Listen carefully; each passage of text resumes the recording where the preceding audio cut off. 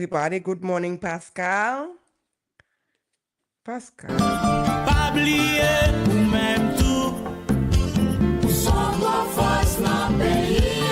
Chaque samedi 10h midi branché Dyaspora Dedouble. Dyaspora Dedouble yon émission kap ede ou konnen tout ça kap passé en Haïti ak nan diaspora. Dyaspora Dedouble gen plusieurs segments takou ki kote nou ye jounen jodi a. Journal semaine nan. Invité dans tout domaine. Coin business, débat, analyse, synthèse ak konnen histoire. Rendez-vous à casser chaque samedi 10h midi branché Dyaspora Dedouble avec Madame Dodo. Yon show nou pa gen droit rater. Dyaspora Dedouble sous toute plateforme yo. Facebook Live, YouTube, podcast, WhatsApp, un pilote encore. N'a songe, travail la terre, c'est chimé pour pays nous grandir. Good morning, Pascal. We are back. Hello. We can see you. There Hello, we're all here. Dyaspora Dedouble in full effect. Ça passe, Madame Dodo. We're in a new place. We're in a new place. We're in a new place. We Uh-huh. are actually at Dodo Vibe Studio, live and Live in full effect. full effect. In Full full effect. effect. Ça, c'est nouveau studio, nous. Okay. Dodo Vibe FM. Dodo Vibe FM. So for all the Comedy FM fans, and we want you to go do what you do and follow us live. And we are all one still. We are not separated. There's no divorce. Okay, we are still divorce, together. Yes, we are still divorce, on together. parle la So divorce. all my Comedy FM people, They got us started. please, Pas aucun okay? divorce, nobody ça. Oh. There's no divorce. We're just getting locked in even deeper, just so you know. So, I don't know if Renel is listening, the engineer. So now we do have two engineer guys. We have to tell you so because Pascal is behind. He's not sitting next to me anymore, so he has to be in the back end. And we also have Renel, who's on the other end of Comedy FM. So listen, I am Nkore, okay? I am a woman. who is Nkore? Nkore. Yes, from the left to the right. From the left to the right. So I'm good. Kore. Correct. So we have Dr. Bass with us today, who's going to discuss the Trump's travel ban. And we are going to have Kevin Pina with us also later on today, who's going to talk about the policies, the United States foreign policies on the thing, so how it affects us and everything. So we will have a great show. So Pascal, how was your week? How was your weekend? Last week we didn't have a show because we had a bigger event. Last week was very tense for me because, as you see, we have a very beautiful studio here, and I do a lot of I do right now most of the engineering in the studio. So we had a big All of the engineering, a and big gala, people. a big Not most. All of the we had a huge gala kind of inauguration where I was doing all the engineering, and it took a lot of preparation. A lot. It did. And En pile. And I have to tell you, Pascal, so I have to say it in front of everybody. Pascal did a fantastic job. Pascal, you did great. Merci beaucoup, did Madame good. Dodo. And we do Mwah. have all Mwah. the Comedy FM staff, Renel and Aubrey and Pastor Laurent and everybody who helped us, who's in the back and doing such a great job. So listen, I'm sorry, Pumzino, Nkore. Ukore, Madame Dodo. Nkore. So I have a bunch of men around me, but man, si moi c'est garçon, so tout côté me viré, moi entouré, okay? So, mesdames, sorry pour nous. Oh. That's right. So, get contre mesdames yo. Oh, pas gagné contre moi, juste sorry pour yo. Les amis. That's right, parce que Madame Dodo correct. Listen, you know what? I'm the engineer, so I see everybody who's backstage. Moi, Dr. Bascabri. Tale la nou pral. That's right, Nkore. So Renel, Aubrey, Pastor Laurent, and tant d'autres dans Comedy FM. Stay branché, stay live. We are all going to participate on this. We're going to do this together. That's right. We're going to do this together. It's not gonna happen without you. Nope, nope. Okay, so Pascal. Yes, ma'am. Dr. Bass, kote Dr. Bass. Oh, lila, but ma ajoute el nan sous stage lan. Hello, Dr. Bass. Let's unmute you. Good There we go. morning, good afternoon, good morning, good afternoon, depend where you go, you listening. And That's it's right, a pleasure to be with you. And like I say, Pascal, you're a gold. Yes, you did a great job. I'm doing my thing. Doing my thing, Dr. Bass. And Yeah. my dear ambassador, Etienne Murat. Yes. Yes. You are doing fantastic to bring people together. That's the most important thing right now. And also right. for the fan of the comedy FM, like you say, because sometimes when you doing something else or you change name, people think because they have some type of animosity between you guys. But I'm so happy you can clear the air to say it's because you co-ed. You co-ed. That's the reason. That's why we need to know how to put ourselves together and our community to work together. And because I'm a big fan of Comedy FM, and also I am so happy for you to extend the wing because they have so many people on earth. They have a place for everyone. That's when you don't have to be to disassociate with another branch or matter another person to move on.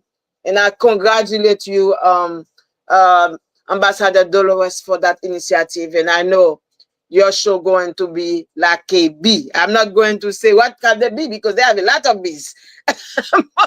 One of the bees, your show going to be going places. And then I applaud you for that, and Pascal and your staff, because I saw with my eyes how wonderful everybody was putting their hand together to make me understand what the Union for la Force means. That's right. Because Ça veut dire sometimes en pile main. Shy Palu. Shy That's Palu. right. Yes, Shy Palu. That's Shy Palu. I saw that last week. I saw that in your inauguration. Yeah. It was not like you doing, but everybody would put their hands together to make the show.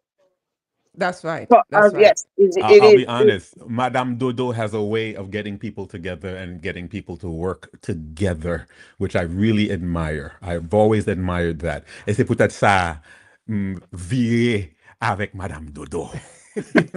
Viré. Virer avec Madame Dodo. Because you know what? The thing is, pour nous prêcher un bagay que nous pas practice enough. You understand? N'a prêché l'union, n'a prêché force.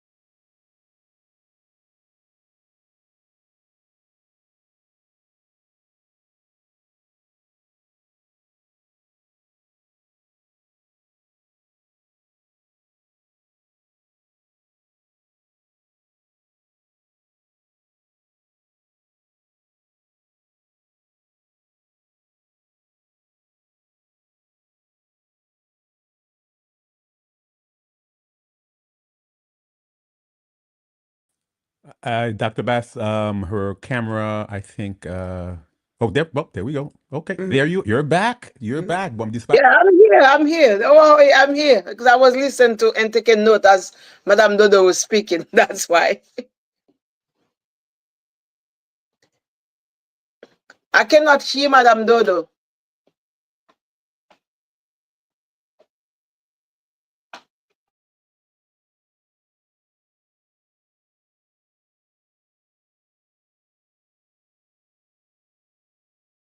Because ça nous comprend de travel ban qui passe, hein, c'est que, OK, en pile monde dit, ouais, qu'on y a li officiel, it's on the book. But the effect is the same.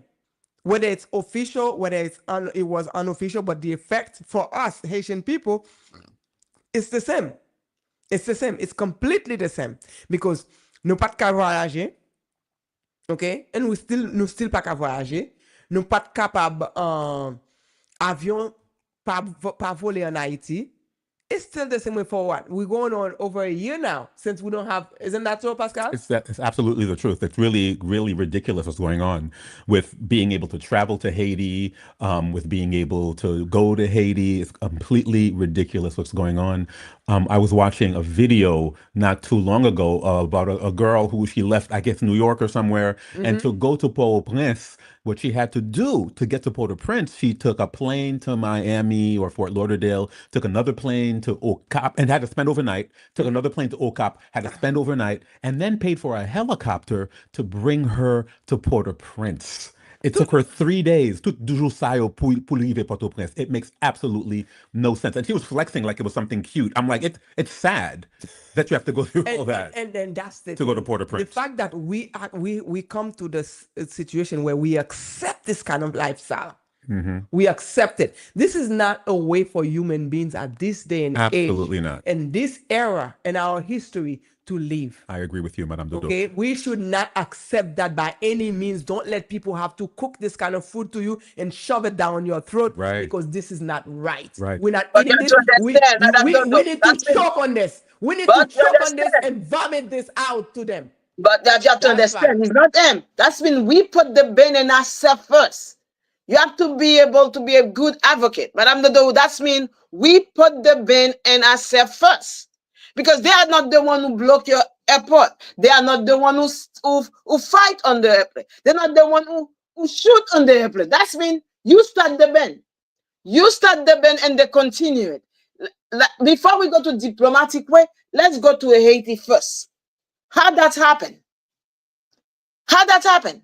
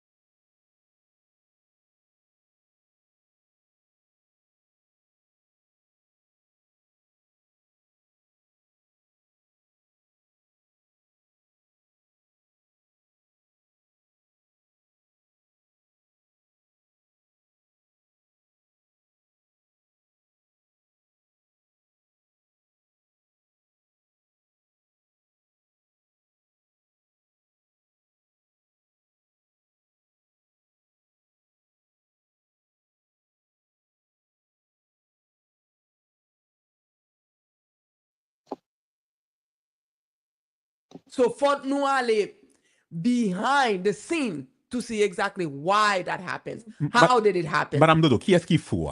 Who are you talking about? Who are you talking about? The government or the gangs? Okay. The gangs, okay. No, the gangs are doing what gangs do. Yeah, but gangs are doing what gangs do. Gangs yo pas traité comme ça pour yo gangs. Non. D'après information que nous gagnons sur yo, c'est que moun yo te dans société, yo t'a vivre paisibly, yo t'a vivre la vie, yo t'a mais qui ça qui trigger all of that to them to for them to turn around like that? La pauvreté, number one.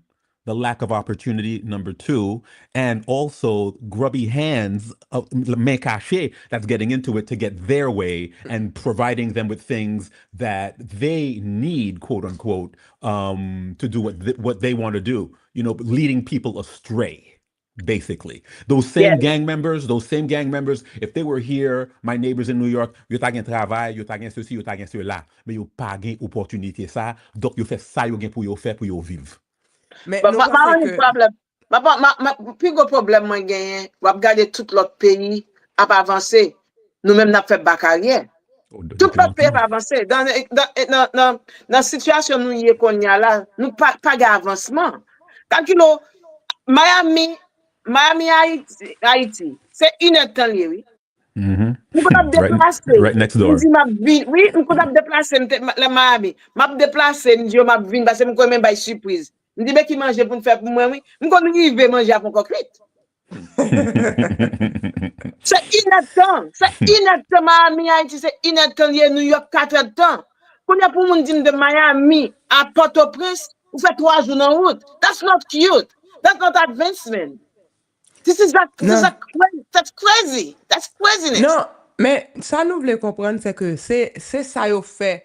M'pap jamais advoqué pour gang. Mais ça me voulait faire nous comprendre, c'est que là que nous dit que gang yo, yes, il a fait tout ça, il a fait, c'est raison ça. Mais pas oublier, raison qui fait, qui provoque, moi-même, c'est la besoin aller. Ok, raison qui fait qu'il provoque. Non, je jamais dire ça parce que tout pays est volé. Gang passe comme ça, quand on a rentré dans l'hôpital, tirer, moun passe l'hôpital l'ouvrir. This is not because of economy. You have to be clear on that. This is pas économie, ça pas économie, ça pas économie. Ce moun vient 100 fois sans loi. This is not economy. Longtemps moun était kon prend moun yo demander l'argent après ça yo retirer moun yo. Quand même ou gen bay l'argent, yo still tuer moun nan. Ou gen bay l'argent, still violer ti moun nan. Yo fait petit papa violer petit. Yo fait père à coucher avec mère. This is not acceptable. That's evil. Now, même problème là, Dr. Bass, c'est que tout ça nous dit correct. Tout ça ou dit correct, tout ça Pascal dit correct, tout ça.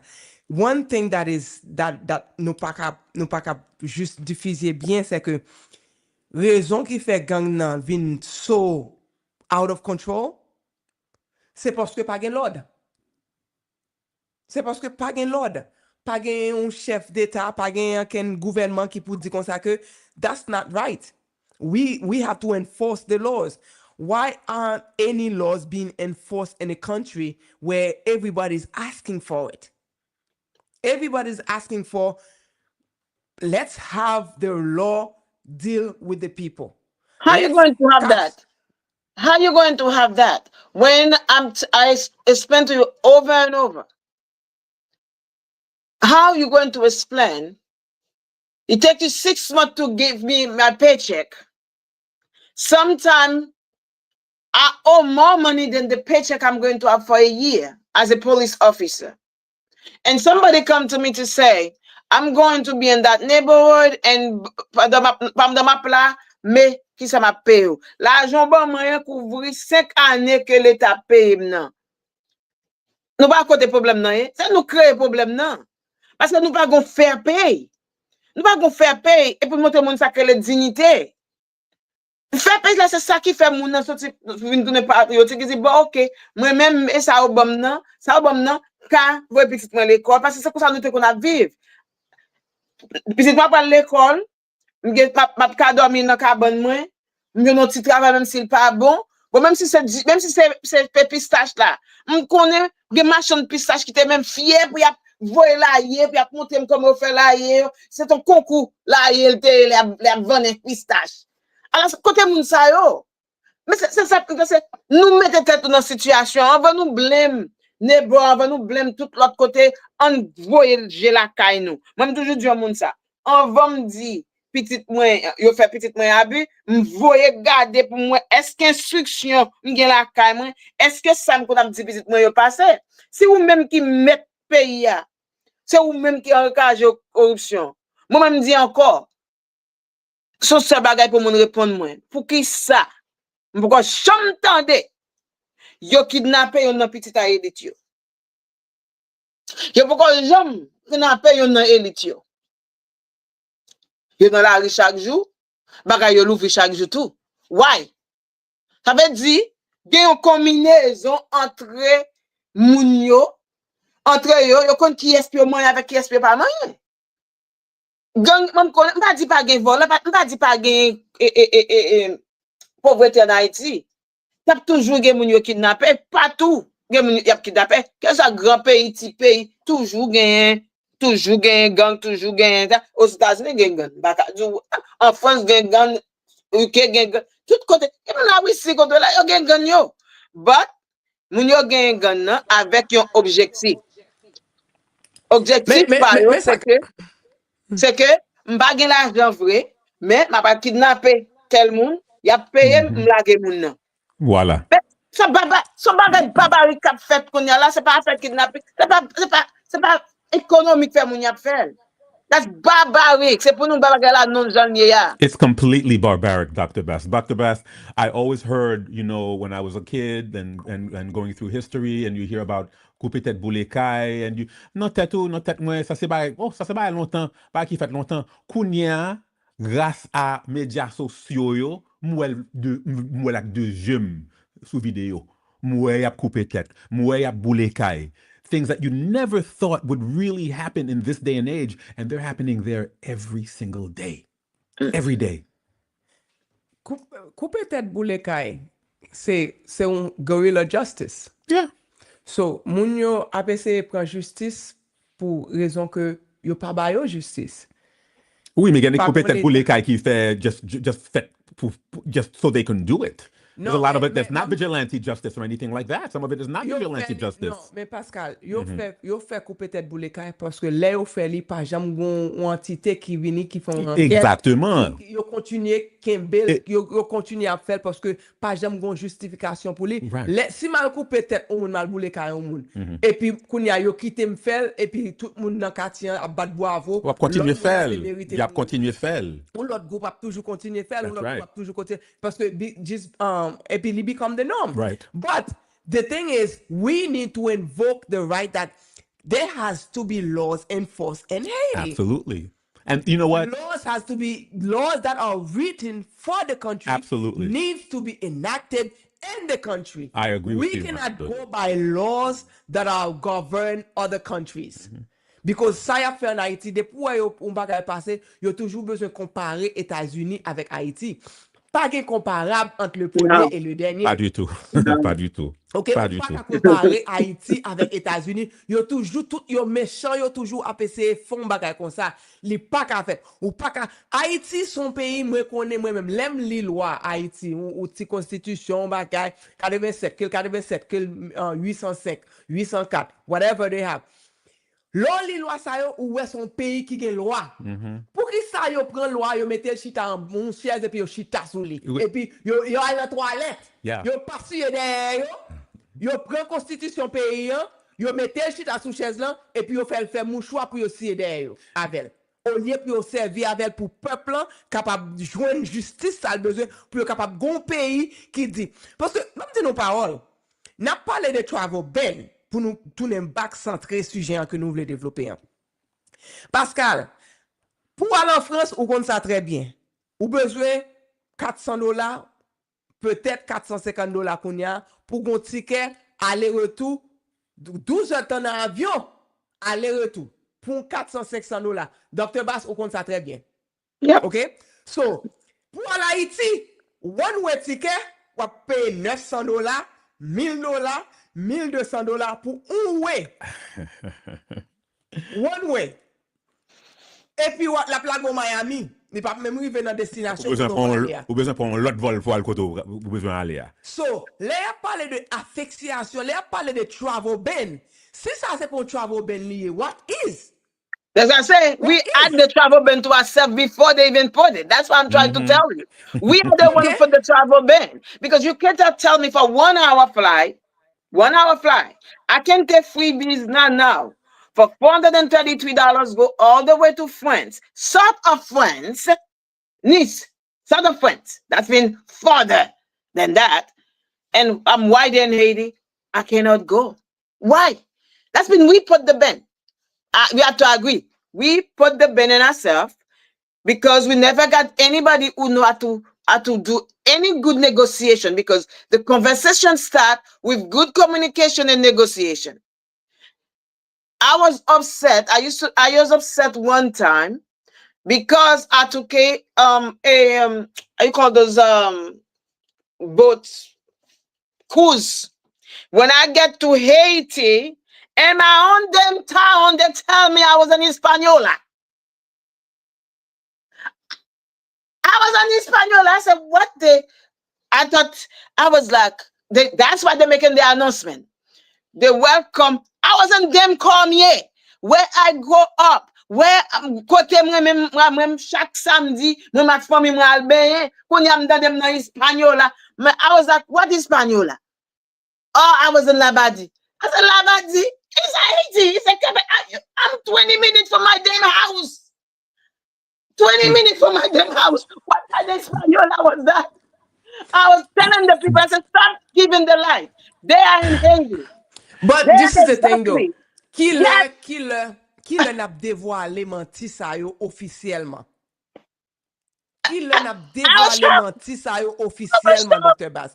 Qui l'est pour nous dire que nous pas qu'à faire décision pour pays comme si pas existé? Est-ce que vous comprenez? Là, nous met tête ensemble. Comme si nous pas existé, so Non, moi-même, depuis que je menti devant mon côté lié, je prends ma conforme, non, je dis exactement qui est barre histoire d'Haïti. Dis à côté nous là, nous exactement à 30 minutes de la bataille de Mexique, à 1 minutes. Non, nous devons barre histoire, je dis que pas de espagnol là, je dis espagnol là, j'avais dit c'est toute île là. C'est toute île là qui est comme ça. Mais qu'on y a là, on a telle division, on va aux divisions qui a été faite, on va au microphone, on me dit qu'on y a là, on me dit, on va manger dans le bateau là, mon la caille, moi, pour te manger, sortir la caille, on me dit, 20 minutes de la caille, avec dit qui espagnol, on me dit, non, espagnol, on me dit, on me dit, Baptiste, on me dit espagnol, Baptiste, on me dit, Haïtien Haïti.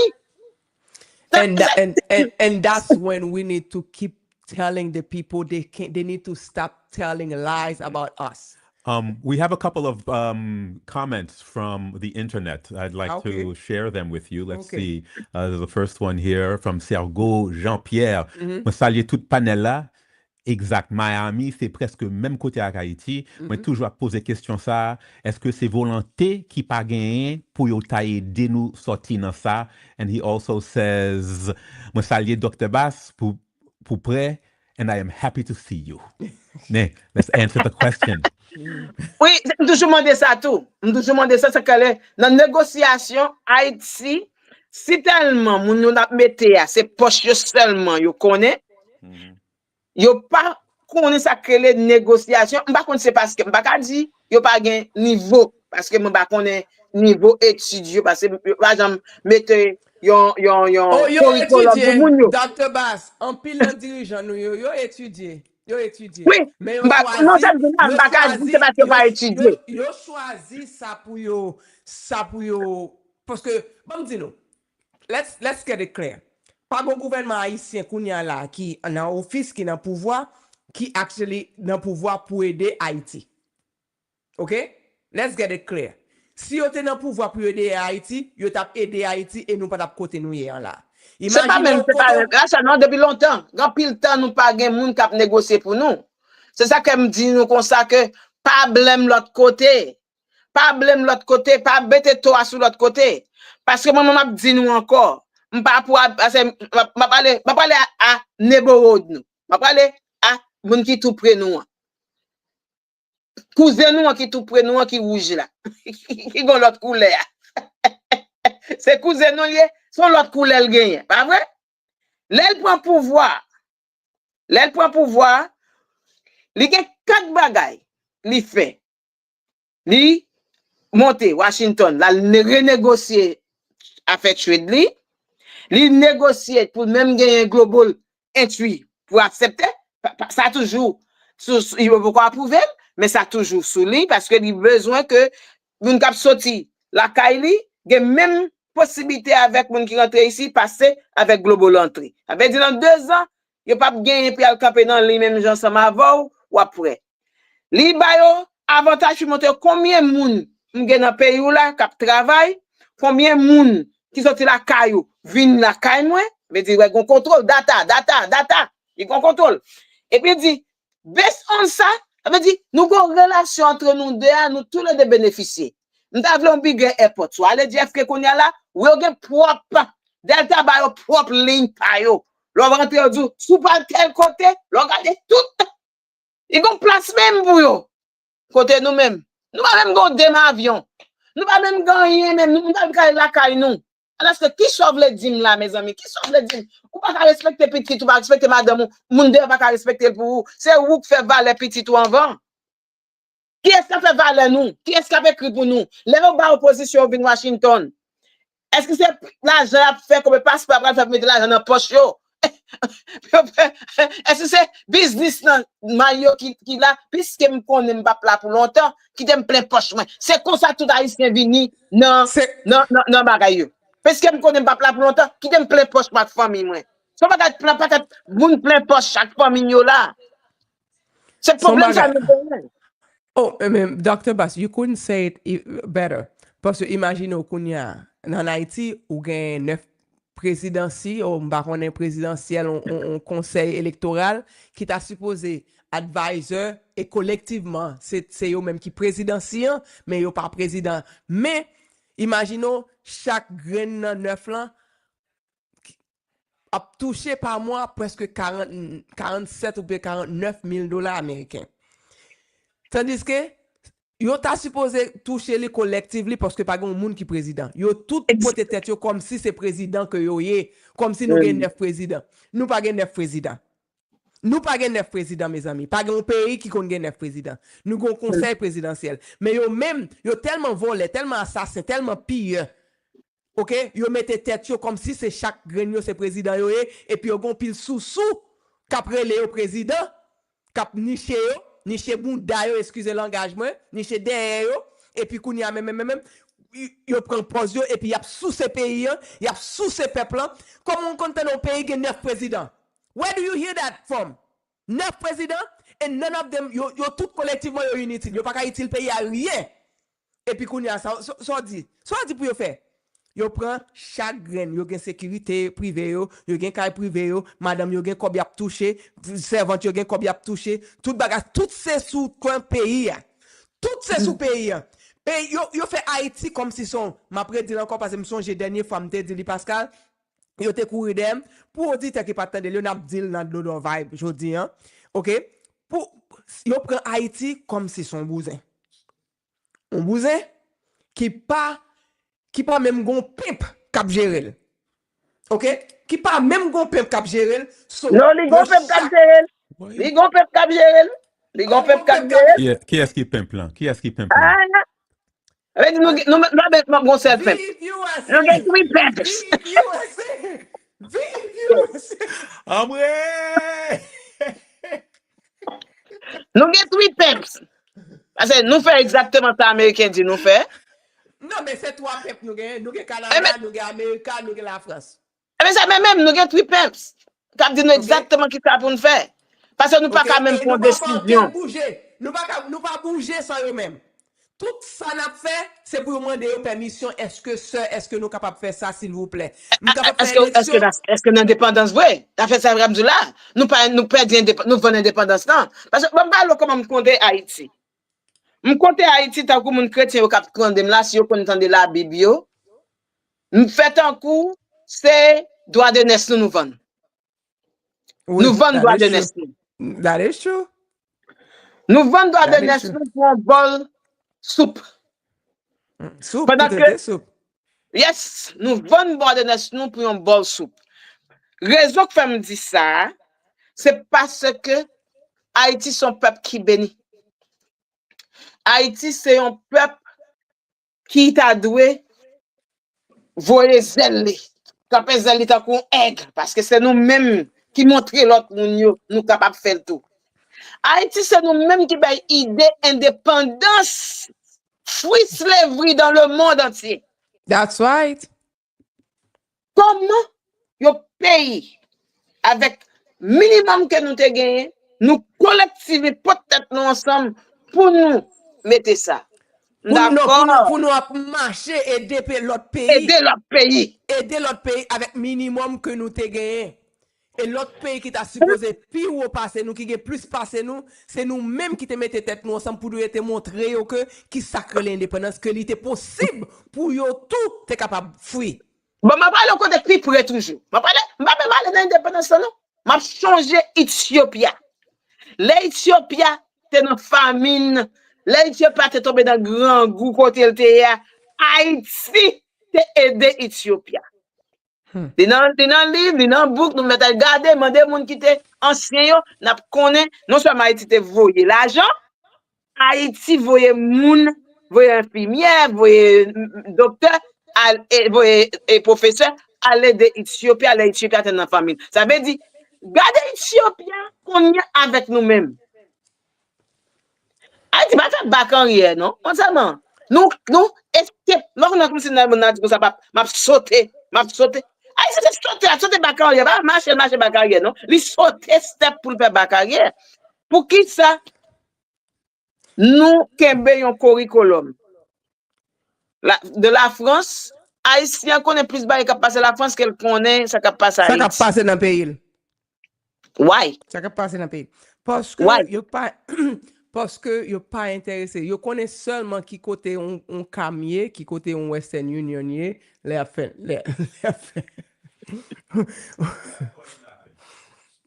Because it's the truth. You're laughing. It's the truth. It's the truth. No, the truth. It's the truth. They don't avec Haïti.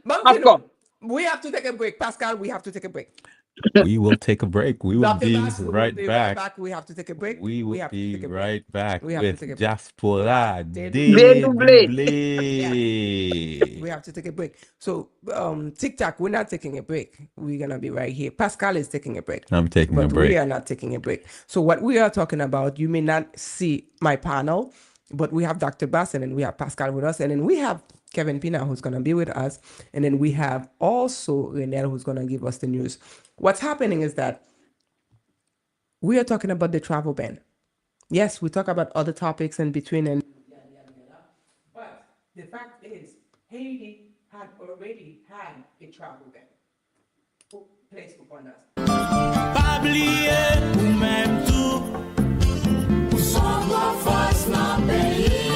Chaque samedi 10h midi branché Dyaspora Dedouble. Dyaspora Dedouble yon émission k'ap aide ou connaît tout ça k'ap passé en Haïti ak nan diaspora. Dyaspora Dedouble yon plusieurs segments tant qui côté nou yé journée jodi a. Journal semaine nan. Invité dans tout domaine. Coin business, débat, analyse, synthèse ak connaît histoire. Rendez-vous à casser chaque samedi 10h midi branché Dyaspora Dedouble avec Madame Dodo. Yon show nous pas gen droit rater. Dyaspora Dedouble sur toute plateforme yo. Facebook Live, YouTube, podcast, WhatsApp, un pilote encore. N'a songe, travail la terre, c'est chimé pour pays nous grandir.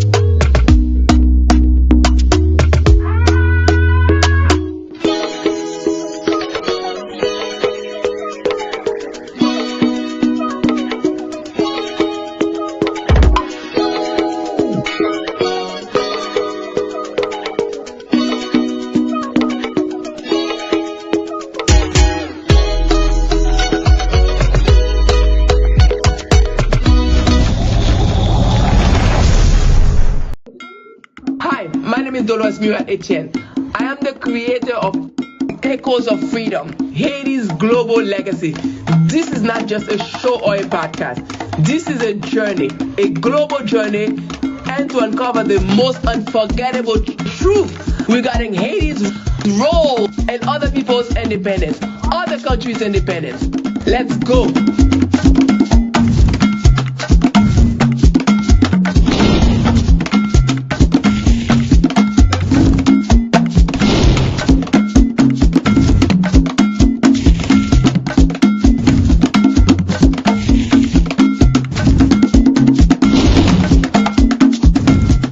In 1804, Haiti became the first black republic and the only nation born from a successful slave revolt. But Haiti's fight for freedom didn't end there. From sending ships and troops to aid Simon Bolivar's campaign in Latin America to casting the decisive UN vote that created Israel in 1947, Haiti has been a quiet force behind global independence. Even Polish soldiers who joined Haiti's revolution were honored as brothers in the fight for freedom. Echoes of Freedom is a powerful documentary podcast and video series uncovering Haiti's untold role in shaping the world's fight for sovereignty. The truth is global, and it started in Haiti.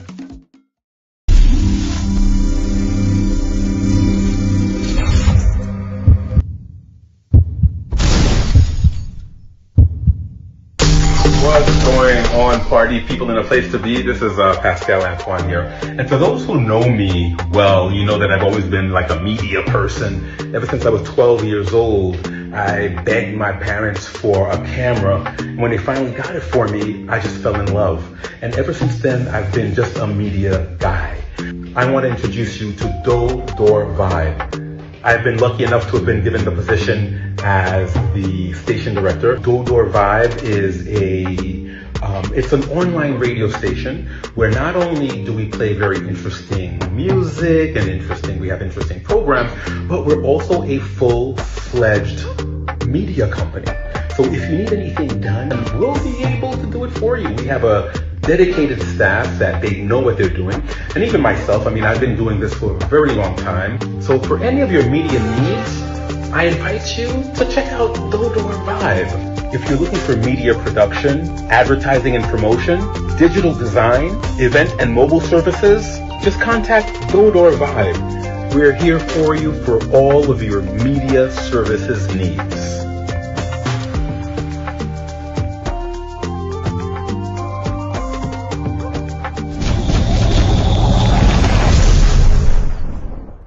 Around. We cannot let people shove us anymore. Push us, make us feel like we're worthless with nothing. That's not it. And you know you're worth something. You know you and I we are more than those people who are saying that we are worthless. We are not. We are not. And we need to let them know by our action, by what we do, and how we stand together as one. Okay, so we're gonna go back to the show because Pascal is raising his hand, So let us go back because I didn't even get to take my break. So he gave me a break, but I didn't take it. You didn't take a break.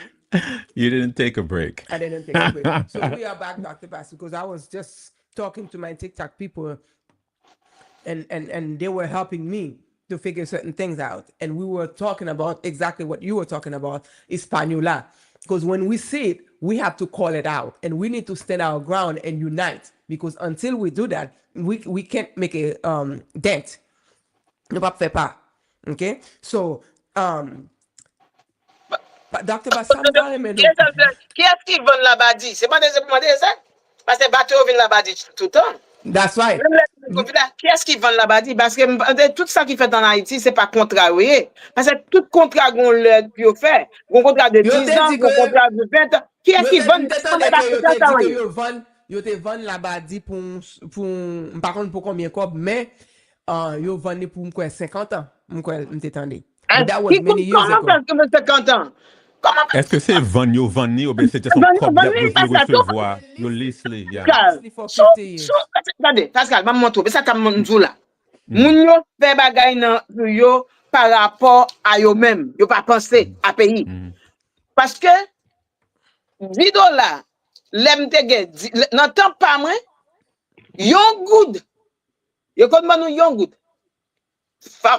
Avec belle moyenne, de pour finir avec belle moyenne, nan yo bon yon good. Nan yon good la Pascal. Ma cinéma, m'be crème. Oh, grand good. Non, grand good. Nan yon good. Nan oui, l'équipe good. Ça veut dire nan temps te ya yon good te gon valeur. That's right. Yeah. Kounya yon good pa gen valeur. Comment capable faire ça comme là? Est-ce que gen moun qui consacre the art of negotiation, the art of strategy planning? Est-ce que gen moun nan pays nous qui kon mot sa yo? C'est ça pour mando là, ou pas qu'à faire contrat pas de passer 10 ans. Pour qui ça? Parce que temps a évolué, économie a évolué, bagay a changé. Gen bagay ka fait avait dit faut nous penser Dr. Bass. Yes. Est-ce que est-ce que ou ka connaît ça dans diplomatie, dans ça ka passé parce que me connais ou fait en pile ou gain en pile information en bas zéro.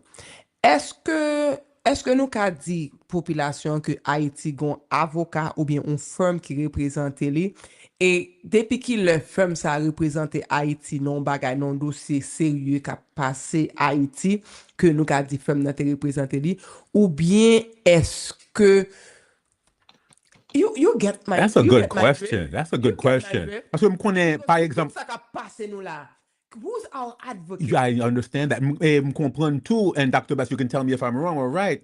A country like Jamaica, yo plein lobbyistes aux États-Unis. Yo gen un pile meurtre qui fait la caillou, yo gen, mais yo connaît, yo besoin comme touriste. Donc yo gen un pile lobby. Depuis, on moun parle yo mal. That's Aux right. États-Unis, lobbyists yo all over them and they change their That's tune. right. That's Okay, right. so you have all these countries that have their own problems, but they have enough pull, they have enough lobbyists, fighting in their favor. That's why I say, who's lobby? They want lobby for the packet or they don't want lobby for Haiti? I That got I don't know who's confused. lobbying for Haiti. Yes, Even that's what I say. Dr. Bass. No, you have people packet. They have two different people. They have people packet and people who want to see the country advance. By the time when they lobby, even something they think about them first. Because Right. right now, qui sa Haïti besoin globalement? Haïti ta dwe investi dans diplomatic training et professional development. C'est pas juste à l'école bâti moun yo papier, non, c'est moun gen l'école diplomatique en Haïti. Pascal nous pral Ouais. inviter. Sorry, oui. Pascal nous pral inviter Kevin. Non, c'est Kevin là. No. Waiting for not here yet. No, it is 10:48, 10:49, 10:50. Okay. Ok. Haïti ta dwe gen un pi strong alliance avec North America and Europe. C'est pas notre gouvernement, non? Entre association qui gagnent pour représenter Haïti. Multilatéralisme forum yo fait tout côté ou pas presque ouais Haïti parce que qui capable venir Haïti pour faire multilatéral bagarre ensemble avant. Ça nous a espoir là dans cette CARICOM. Bon moi comme si CARICOM commençait à faire zèle à côté. But, Ouais. That's the thing about Haiti. Depuis moun yo commencé ouais ils vont côté, m'pa connait si c'est hélas yo vini hélas, m'pa connait si c'est Non. ou bien On parle c'est pas de live. émission ou bien gomun toujours parler avec k'ap utiliser mot ça recently on the take, everybody's on the take. When it comes to Haiti, Il vient décourageant. Bon parle ça qui passe. Si qu'on y a là, on fait émission. On fait émission pour Haïti parce que nous encore moi même avec Dr. Charles on a commencé pour une émission pour Haïti la Rise Again. C'est comme ça émission. M'gè pour premier encore Rise Again. We can rise again. we can. Parce que Dr. Charles m'a dit encore c'est un petit haïtien comme si c'est difficile pour arrêter Haïti là. Non mais il veut qu'Haïti rise again. Il sont monde qui fait ça quelque Haïti non pas, il fier de Haïti. Nous qu'on a fait émission en créole oui. Nous avons plus étrangers pour des émissions parce que Haïtien qui a posé question. Puis pas question qui a posé pour Haïti c'était étranger. Ça vient décourager quand je m'a sorti là quand moi m'a pas juste nous dire pour une fois émission et quand on a fait là la 1 heure de temps de lui-même, moi là presque 2 heures de temps de moi-même. N'aller dans la radio pour nous faire. Nous pas encouragement. Ça c'est yon. Nous étrangers oui. Li monter juste Georgia. Quoi ça conduit juste Georgia? Nous pas faire en ligne non. Nous faisons présentiel, nous avons plus cabine niveau, ou décourager.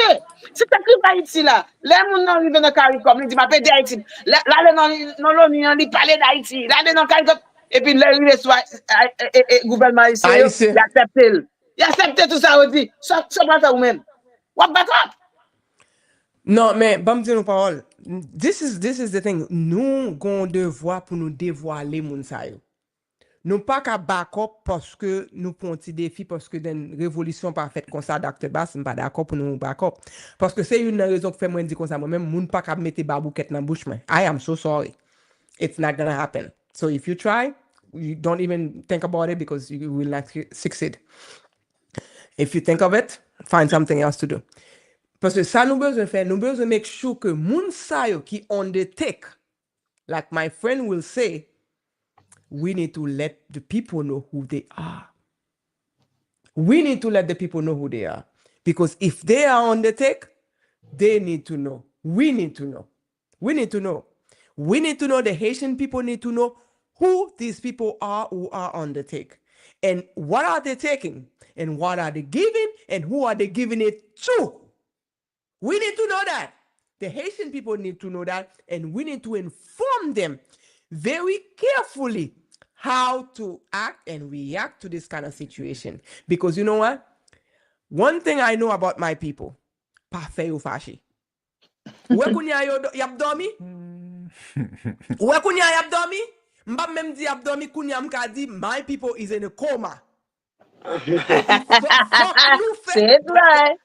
Docteur Bon, ma Bass. mère dit encore. Moi-même dis encore. Docteur Bass, tale. Fuck nous fait. Tout ça nous capable. Tout médicament nous capable bail. Tout bien nous capable faire pour nous lever population qui dans coma. Parce que les réveillés, y a besoin que yo 20 ans behind. 30 ans behind. 50 ans behind. Yo pas content. Yes. Et fuck yo font bagay. Yes. Et yo obligé font bagay. Okay, I'll send you a link. OK? Yo obligé font bagay. Okay. So ça obligé fait là, la fait. Parce que when my people rise up, nothing will stop them. And I am going to tell people, this is a clear message. Moi connais que les peuples haïtiens, m'a dit en créole pour tout le monde comprendre. Peuples haïtiens non coma. Yo non coma. Yo endormi yo endouci yo. Mais I will tell you something. Les yo réveillé et jou yo réveillé, en pile moun ap regret que yo te mette yo dormi. En pile moun ap regret. Parce que nous connaissons peuple nous. Nous connaissons pas manger rien fret. So si n'a font bagay, I suggest you do it quick because they're about to wake up. Yes, Pascal. Yeah, Kevin Pina is backstage. Yes, bring him on. I will bring him on. Bring him on. I see him. Hold on. Bring him on. Do you agree with me? That's what que gouvernement haïtien, moun ki la va coûter, ou bien moun ki prend pouvoir coûter. Pour Haïti marché la konya la pour retirer carte ben nous gagne dans tout côté yo. C'est pour nous gagner on tight avec CARICOM, African Union, Latin American Bloc, CELAC, que nous le CELAC. M'ta vle yo connaît also gagne yon lot et yo le Marisol. Ça veut dire qui prend toute trade économie parce que nous avons des relations ça yo. Pour ça que nous pas tight relation ça yo. M'pa ka Haïti gon gros relation avec African Union parce que si te gon tight depuis l'autre bagay qui te capable faire. Ça veut dire que saluer Dr. Bass n'a salué Monsieur Kevin Pina qui souligne ensemble avec nous. He was here. I think he just stopped his camera. Okay. Let's see. Okay, when he's back, I'll let you know. So yeah, Kevin. If there he is. There he is. There he is. For this conversation, I got to get another cup of coffee. Just give me one.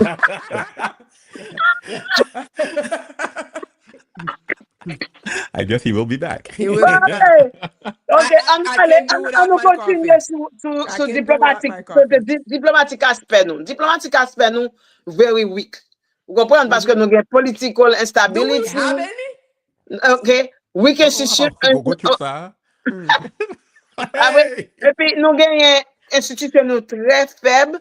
Nous avons économie hardship n'a mené et puis nous avons lack of resources et puis nous pas gain moun qui parler pour nous parce que premier ça pour nous faut gain moun qui parler pour nous. Ouais. We need advocates. We need advocates. We need advocates. We need advocates. Moi pas même dire comme ça lobby parce que depuis mon temps de lobby ouais l'argent mais advocate là plutôt. That's right. We need advocates. We need advocates. Parce que listen. Dr. Bass, pas seulement nous besoin d'advocates, nous besoin d'advocates qui prêt pour le travail, qui pour salmer pour Haïti et puis qui pour dire que OK, nous connaissons que tout haïtien yo en pile là-dedans yo le plus souvent des pour pas gen kob yo dou c'est poche yo. Mais gen en pile moun tout qui vle travail pour payer pour yo ouais on bagay changer. Faut que nous chercher yo, we need to seek them out, we need to invite them, we need to roll out the red carpet for them and we need to make it accessible for them to help Haiti. There are those who want to help and you need to come out. You need to come Yes. out with One no of the holds bar. come out. Okay. One of the help I want I Haiti understand. Comment nous faire grand pile dette sous tête nous. Que Haïtien t'a doué commencer voyer diminuer dette yo. Est-ce qu'on connaît depuis c'est bagay y a voyer en Haïti c'est dette lié sous tête ou? Ministre c'est dette, Binou c'est dette, Kenya c'est dette. L'argent yo rete ici pendant que vous gagne dette là sous. Non, et pas, Dr. Bass, stop right there. Nous avons 9 présidents, 47 000 $ par chaque président. Les 47 000 $, un seul 47 000 $, tu as supposé diviser par 9 parce que nous n'avons pas un président, nous avons un président si. OK? So, chaque tu as supposé séparer 47 000 $, mais yo décidé pour yo chaque point 47 000 $ mettre dans poche yo chaque supposé faire encore cortège pour sécurité madame yo chaque supposé gon chèque so yo nous c'est moun yo c'est let me Kevin listen. is Kevin, Maman pas oublier nous faut nous faire nouvelle oui Appelez fort. Kevin welcome Faut appeler welcome to Dyaspora Dedouble. Kevin la main de café. Kevin, gade, mboko jam café Dyaspora Dedouble si mbagon cup of coffee and a bottle of water. That's what I'm going to get after this. Minimum. Good morning, Qui Kevin. joue? How are you? Qui Non, joue? nous là, grâce à Dieu, nous là. So Kevin a aidé nous dans les affaires policy, foreign policy pour nous exactement est-ce que ça passe dans travel ban nan? How does it affect us, foreign policy, diplomatically? Kevin, help us out here, please. Well, my can you hear me okay? How's my voice? We can hear you we can fine. Yes, fine. I pick up the bass just a little bit there. Now you're good. So I'm of old school. You broke it, you bought it. Right? That's right. And I think that U.S. foreign policy, if we look at it honestly, if we have an honest dialogue, has a direct responsibility for the current situation and hell that Haitians are forced into today. Good Lord. Whether we look at the 2004 coup, which I don't know, does anybody remember that guy who was the Secretary of State then? Come on, help me. A guy named Colin Powell. Anybody remember that guy? Mm-hmm. Yeah, I remember that name. He's dead now. Anyway, I'm so sorry. If you remember the Bush administration, this is Bush 2, right? This is baby Bush. Mm-hmm. Remember that they were behind that coup. That coup would not have been possible if it were not supported, actively backed by the Bush administration, using the many levers of power of the United States government. That coup broke Haiti's democratic institutions. The police were completely purged. The judiciary, which was already corrupt, was lost. There was no judiciary. The prison system, APN, was gone. APN, right? Just all those institutions which we consider part of a democratic society were destroyed in that coup. And now, more importantly, and what people I think forget, is that there were more than 7,500 elected officials at the local, at the provincial, and at the federal level, the national level of Haiti, that were forced out of office through the violence of that, the putschists, as I love to call them. They hate it, but the putschists. And that meant that the international, I love this international community. It fits so many, it's so, right? And then international community morphed into what? The core group. And then we got a little clearer who these people were, right?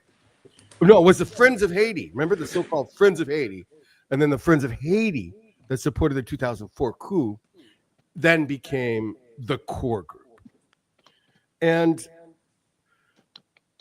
they promised. And by the way, I haven't even gotten into the violence of the coup and the generational trauma that it caused Haitians.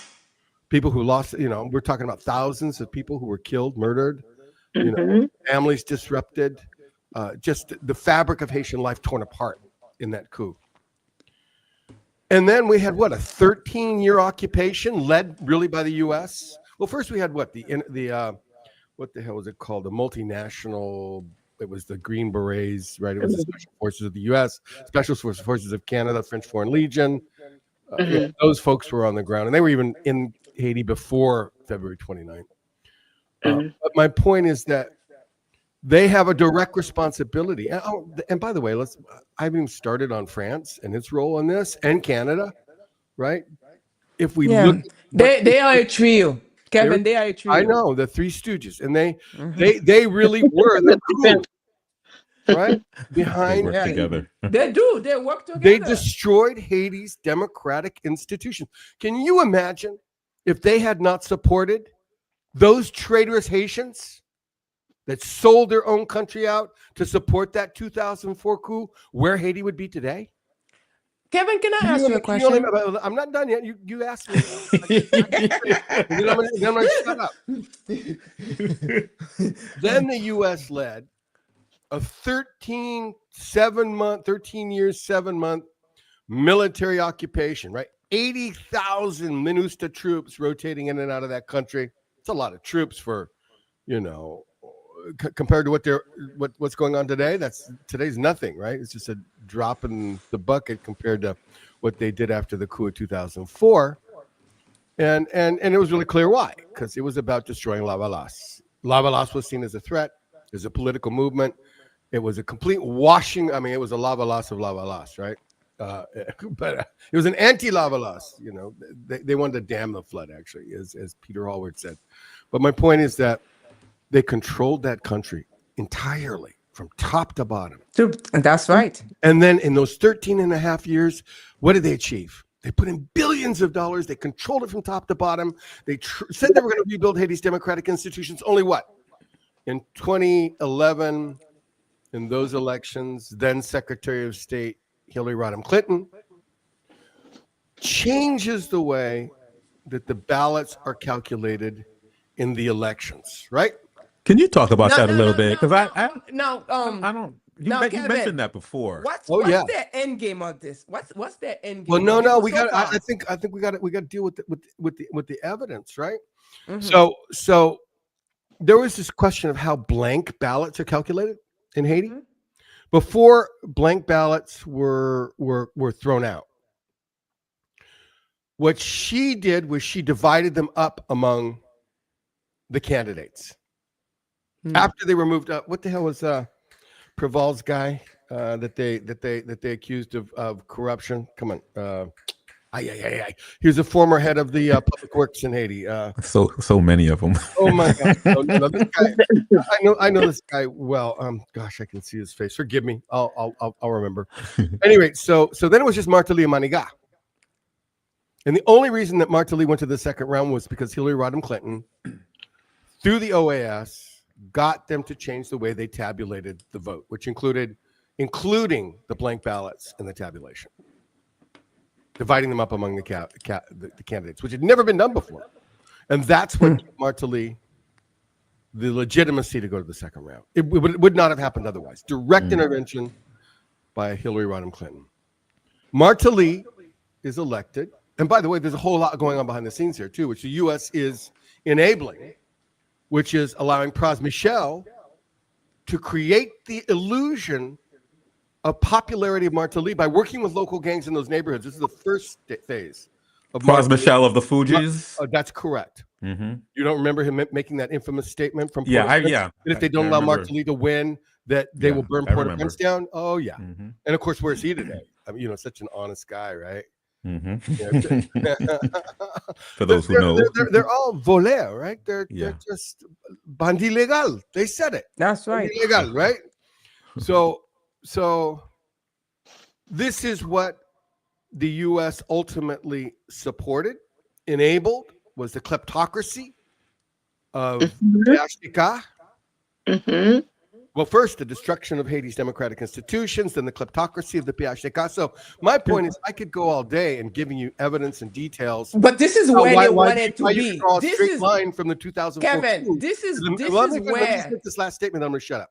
This is why I say you can easily. There's evidence to show very clearly that you can draw a straight line from the coup d'etat of 2004, the U.S.-backed, enabled, supported coup of 2004 to the current state of hell and misery that the Haitian people are being forced to live under today. You bought it, you broke you it. spoke They it, broke it, and they bought it. and now they're going to make Haitians who had to flee it suffer on top of that. Right. Absolutely shameful. They created the conditions for people to suffer. People are leaving that suffering, and now they're forcing them back into that hell state. Yeah. It's just shameful. No, but I don't think. Do you think for real, if you do all that, so you can have the country, now that I think that they have the country exactly where because they created all the atmosphere for that to happen. So now, what is their next step? Oh, really clear. They want Article 36. You have to understand also. Okay, you see what Kevin said? Kevin, they have no clear fact data côté pour backup li parce que you écrit. What tout ça That's what I'm saying. Même tout ça, what tout ça dit yo? C'est pas pour dire yo caché non. Wal non Library of Congress. Tout ça me dit yo. Parce que pendant que kata gratis, pas grand pays haïtien calé là-dedans, on a dit ça. Yon trip to Washington, c'est pas le gars de faire photo. Mais toi après pour nous faire 4 nous tout ça la dit yo là. Nous ka joine information yo non Library of Congress. Library of Congress, yo pas capable mentir parce que tout ça yo dit, tout ça qui fait yo doit documenter yo. C'est celle library moi trust. Excuse me. For me it's not theoretical. I was there. As a journalist, I document. No. I don't have to go to anybody's databases to show me the reality. No, not about you. You were there. People. Yes, for people who was not there. Je parle pour Ayisyen yo. Pour confirmer ça dit ya. Même si tu es là, game gap dit non. Tout ça dit yo, you know Library of Congress documenté Ayisyen Kawel ki true. But who going to make a complaint in front of international court? They have international court. The Haitian people know they can put themselves together and go accuse those countries international court. Well, yes. Well, first of all, you got to realize that the United States is not a signatory to the International Court Treaty. They've never been a signatory because they don't want the U.S. military to be held accountable for military actions around the world. I mean, that's one of the reasons that the Palestinian people who've tried to do that can't sue the U.S. under the International Court. The other thing is that it's not the library. But Kevin, even if you can sue, but make the complaint. You can bring out, you can shed light to the situation. Probably the better one is the Inter-American courts, which we've seen more success with Haitians filing lawsuits.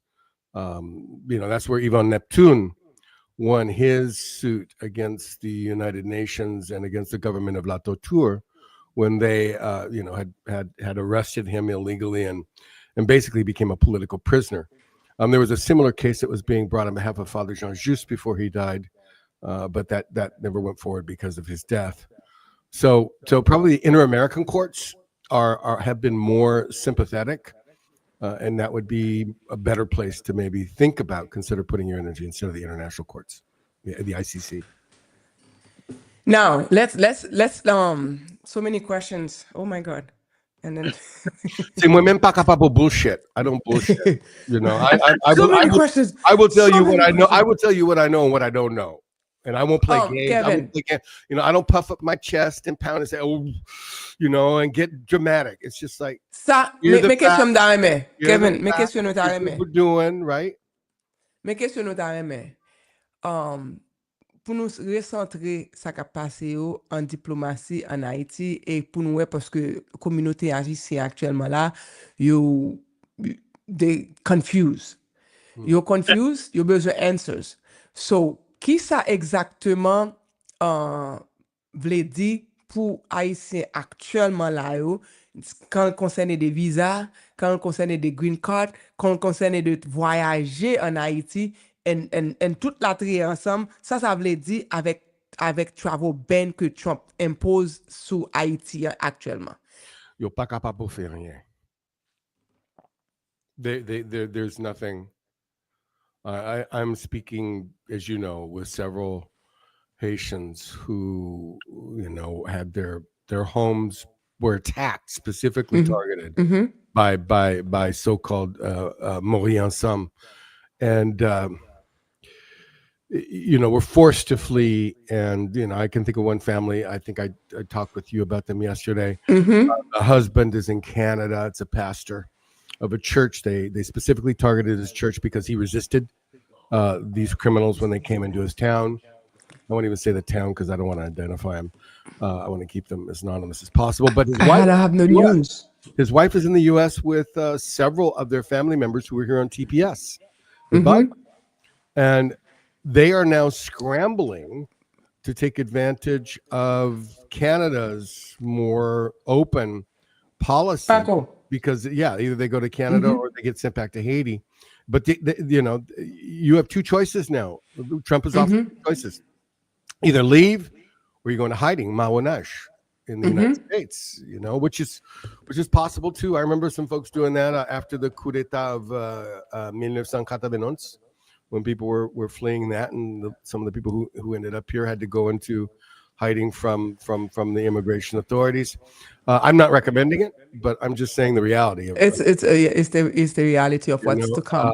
Parce que actuellement là, nous avons pile monde qui gagne Biden qui peut aller expirer. Nous avons pile monde qui gagne TPS qui déjà. Est-ce que TPS là avec travel ban, est-ce que TPS là automatiquement révoqué? Ça a été gagné même les. It was revoked. Oh no, TPS was officially revoked. It's gone.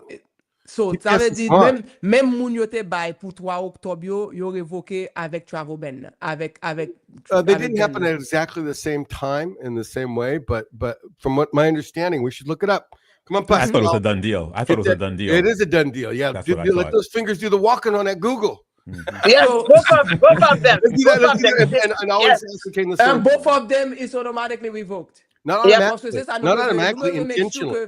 Not automatically, intentionally. First, avec signature Trump là.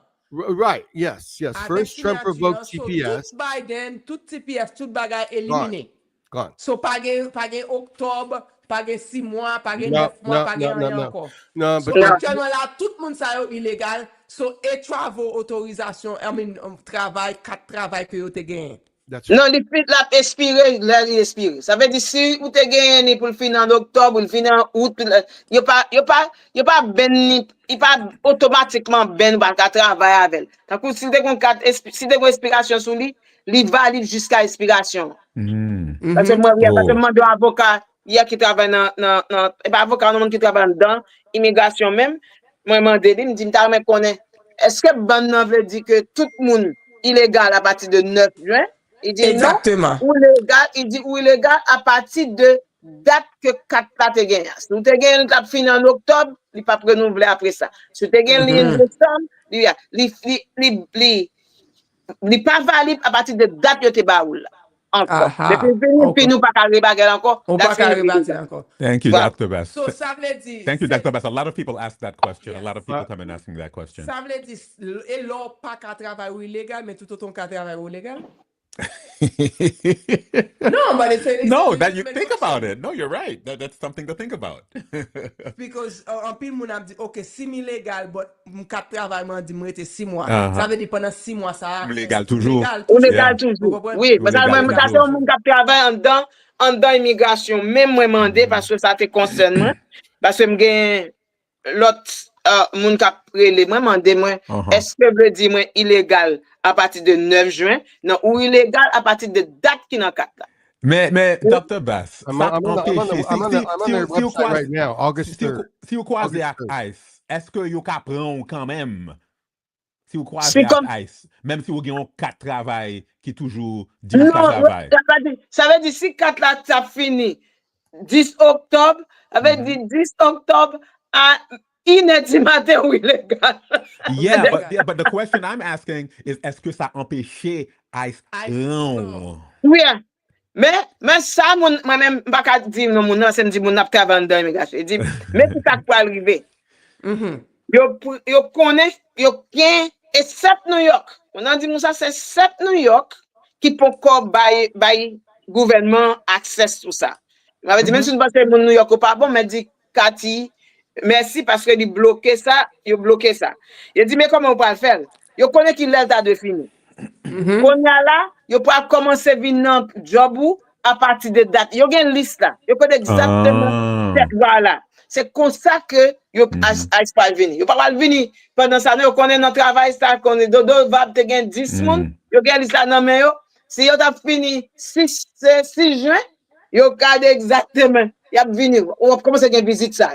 Nous avons un comment sur internet. We have a little comment on the internet I just want to share with you guys.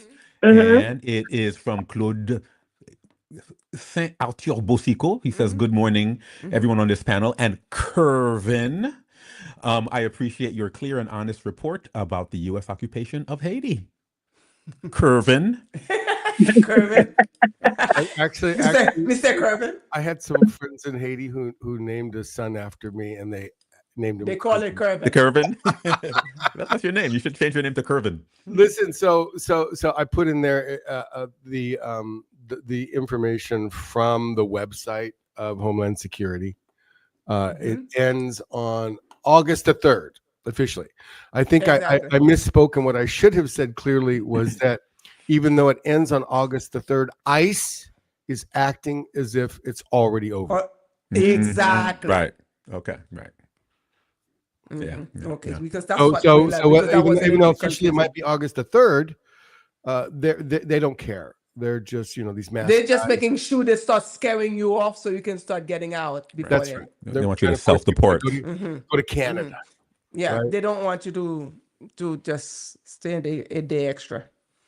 Okay, so Pascal. Yes. We have to take a break because we have to get Raynel on the thing, but we have 10 more minutes. Let's take a break for 2 minutes. Let's get Raynel on. And I think we should take because you were telling me we have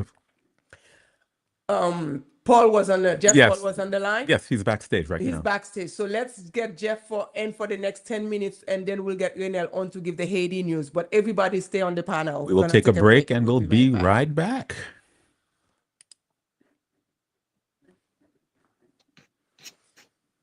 Okay, call Raynel so we can have him ready for 11 o'clock.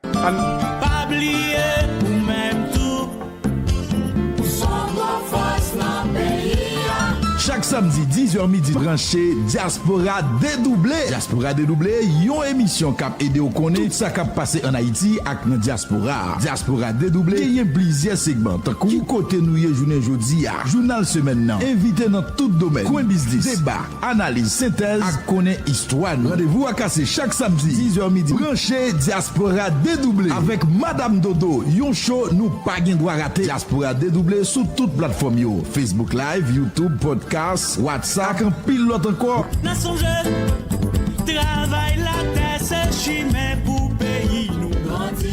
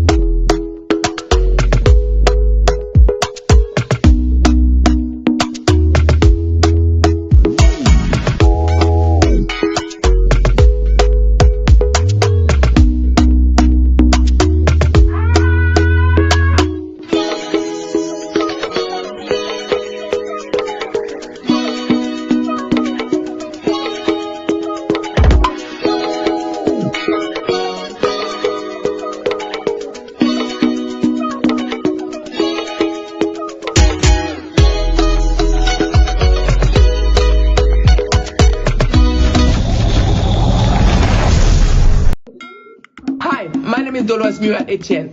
I am the creator of Echoes of Freedom, Haiti's global legacy. This is not just a show or a podcast. This is a journey, a global journey, and to uncover the most unforgettable truth regarding Haiti's role and other people's independence, other countries' independence. Let's go.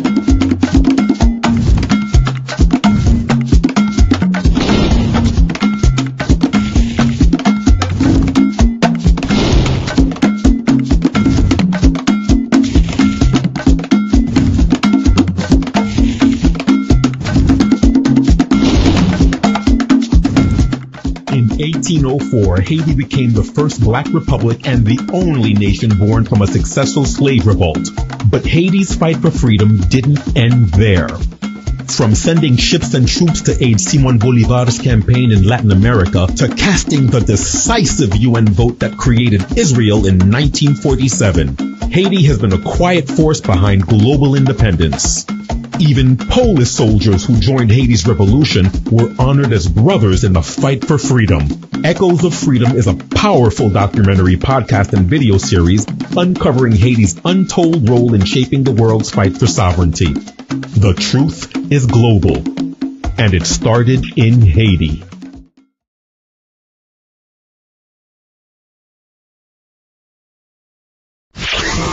Yo blode, sak Dodor vibe la. O baz, koto keye. M'tande an pil moun a pale de li. Dodor Vibe Radio se yon nouvo stasyon radio nan la Koubo Clean. Yo jwe bon musique epi yo pay bon informasyon. Ki jan sa? Mba konen non? Men Fafan, mwede Fafan. Fafan, Oh, sa nap fe la? Sak pase mesye myo? sa ou kon de Dodor vibe, sa ye men. Dodor Vibe FM yo relil. Yon nan pi bon stasyon radio nan la Koubo Clean. E vre, kote map jwen li men. Wap jwen di tout kote. Ki jan tout kote la? Tout kote mdi yo. Se yon stasyon sou internet. Depi ou gen internet, wap ka koute l nepot kote ou ye nan le monde entier. Ouwe, ou te gen le pase mtap bay mantye. Ki sa? Le monde entier? Jan tendel. Epi gratis ti chéri. Oh, ebyen, kote map jwen radio sa. Rale telefon nou, epi monte sou dodorvibe.com. Ok, DODORVIBE.com. C'est ça. Bisous mes amours. All right. We are back. We are back. We are back. We are back. All right. Okay. Put my people on. You are there. We are back. Okay, good. Nous sommes de retour. Too. Okay, so you are watching Dyaspora Dedouble live with Dodo Vibe FM. And we have our panel just got even bigger. Yep. Okay, so we have two additionals that we're gonna have in the panel. Nous pas bon boy. Pascal. Nou pa vlo tout You guys La bien soif. Moi la boire li pas bon rien. I get dehydrated with this show. I always have to have a lot of liquid. Mes amis, qu'est-ce que ça veut dire? Qu'est-ce que ça veut dire? Just pour nous, moi j'ai tellement de guests, m'a chance pour me dédoubler, so which is good. So let's get to it. We have Jeff, and we have Renel, Yes. our engineer from Radio Comedy. So we will be here. We all here. So show the panel. Hi Renel. Hi Jeff. Memounio. Memounio. Kote mounio. Whoa, kote mounio. That's right. All right. So, Jeff, we don't have much time, but I know that you have something you want to add to the conversation. So we're going to have you say your piece so that the panels, we have a few minutes to discuss it. And then we'll have Renel give us some highlights of what's happening in Haiti and what's going on. So let's go with Jeff first. Panels, you guys, you all know Jeff Paul, who's the founder of the Awaken Foundation, and good inspiration, and he does too have a lot of information. So let's get to it, Jeff. All right. I just want to say thank you for the introduction. Thank you for the whole entire panel, and to everybody else that is listening to this radio. So far, I have to say it's one of the best. And thank you so much, Dodo, for the invite.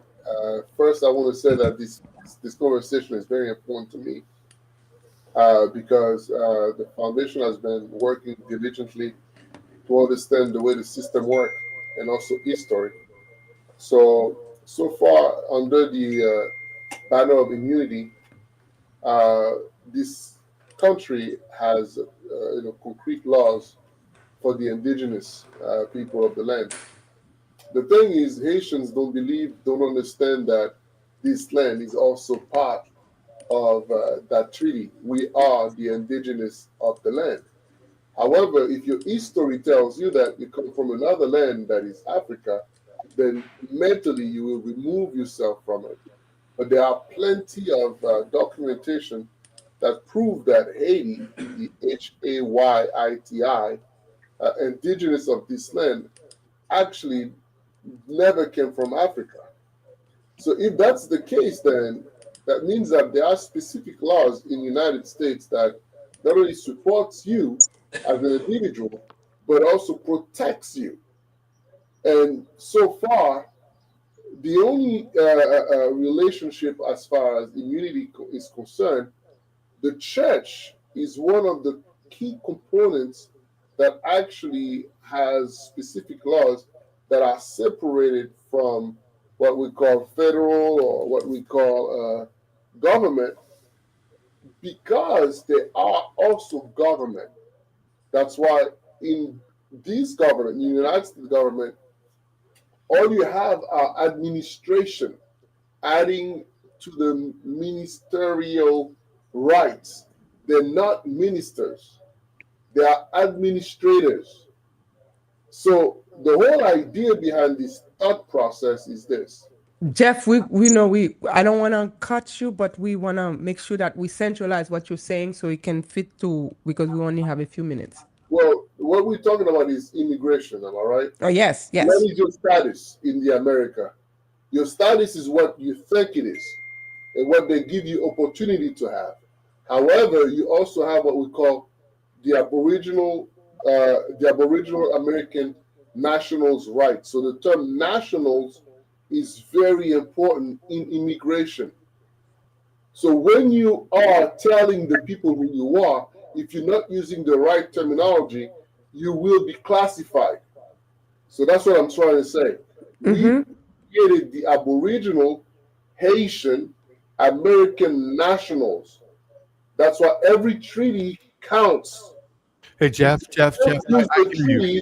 You have no rights. I hear you. With all due respect, the guys with those masks don't give a damn about that. They're coming in, and the guys with the masks don't give a damn about that. The guys with the mask from Homeland Security in the U.S. don't give a damn. You could say that all day long. They will still beat you through. And if you resist, they're gonna. First of all, they're gonna throw you. What the hell are you talking about? Then they're gonna. Because they're not educated. That's right. They're not educated, and you can't. They're educate them while you're being arrested. They've been told. You cannot educate them while you're being arrested. No, and they've been told we don't care. Trump said it clearly. We don't want you here. He said that. He said those words. We don't want you here, and that included Haitians. So it doesn't matter. You can make look at people who are being deported to El Salvador, put in those awful prisons, even though they didn't commit a crime. They do not give a damn. Legal arts right now. That's a problem. They're even jailing judges. Here's what I'm saying. I understand your point of view, by the way. It's not just the point of view, it's a reality. Trump wants to get rid of us, but yet he's taking racists from South Africa that were part of the apartheid and bring them here because that's the type of people that he's thinking that he wants. However, what I'm saying to you is this. Power is also based on knowledge and the ability to enforce certain aspects. The thing is, we, Haitian, have always been divided. We have always thought that we don't have any power. And because of that, you are being treated like sheep. Like you have no power. What they want to do with because you have no power. Well, no, we have power. Well, I mean, you've got some elected. You've got lots of elected officials, Haitians who are elected officials in the United States. They're not empowered. They're not advocating for us. And they're not advocating for them. Yeah, The point is that the Haitian Jeff, I think HAITI, hold on. The Haitian HAITI is a corporation. They are under the United Nations. And because of that, they cannot remove themselves from the treaty or the contract that they have. I hear it, but it's theoretical, Jeff. They don't give a damn. You can They don't care. If they're coming for you, if you say that to them, if you say that to them, they're going to say, shut up and turn around and give me your. I understand you. I'm not against what you're saying. Absolutely not. I'm okay with that. What I'm saying to you is this. What do you do now that you understand that they are not going to be accepting you under the Haitian HAITI, but now that you have to defend yourself?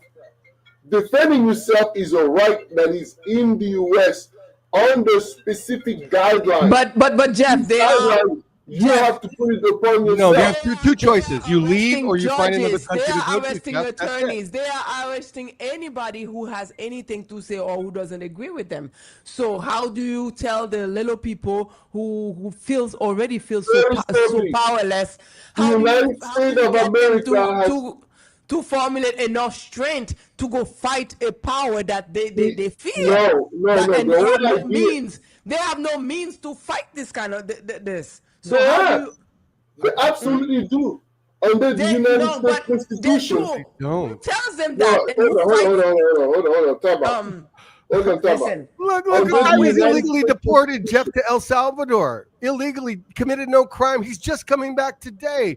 They can do whatever the hell they want with you and make your life a living hell. And by the way, we have the privilege to talk about theory now. And about the theory of political power and rights, most of those people do not have that privilege. They're facing either hiding. Pascal, Jeff Renel back on the line for me, please, because we gotta get to the news. We have. You know pas que vous réalisez, messieurs. En pile, le monde que yo arrêté El Salvador, bah ça yo, soi-disant, yo te gen criminal record. C'est la raison qui fait que premier aspect de déportation, il passait avec tout le monde qui a un criminal record pour faire deux bagages. Pour faire penser que, oui, laisse Trump dire que depuis où vient ici illégalement, il n'y a aucun problème quelconque avec l'État, il met tout en prison. Et puis il a déporté. C'est en ce sens ça qu'il a commencé pour démontrer qu'il a pu retirer au malin. Quand il y a tout le monde qui est venu en bas, Biden, il est venu en bas à Salem. Quand il a venu chercher à Salem dans le pays, il y a un bon accès. Pendant qu'il y a un bon accès rapidement, c'était pour que Biden te joigne assez votes pour être capable de au pouvoir. Il n'est pas là pour t'aider à Ayisyen quoi que ce soit. Mon cher, diaboliser des Haïtiens dans nos États-Unis avant ça. They're eating the cats, they're eating the dogs. This guy already thought about this. He already demonized the Haitian people. They're eating the cats, they're eating the dogs, and now we don't want you here. In the base of MAGA, all right, agree with him. They want you out. They want Haitians out. Listen. This is a very good debate, and we're gonna have to continue this debate. Jeff, like I said, we were gonna do this for just a few minutes because we're running out of time. We have to get to the Haiti news. Renel, are you there? He was here and he just dropped out. So I'm assuming he's gonna come back. He was just back. So let's take one 30-second break so we can have Renel back because we have to take a station commercial. He's back. He's back. Okay. He's so back. Renel Dolores, you want me to stay or am I? Yes. You need to hear what's happening. And I'm sorry I speak so forcefully. We're gonna come back. Forgive me, Jeff. I'm really upset with these people. I think that it's shameful what they're doing. I see this is not just today, right? This isn't just last week. This started with Springfield, and it was intentional. That's right. I understand That's right. That's right. But Jeff, let's pause. We're gonna continue this. We're gonna continue this. We have to get to the news. We got a program to keep. Renel, can you hear us? Yes. Okay, Renel is here. Renel, this is Renel.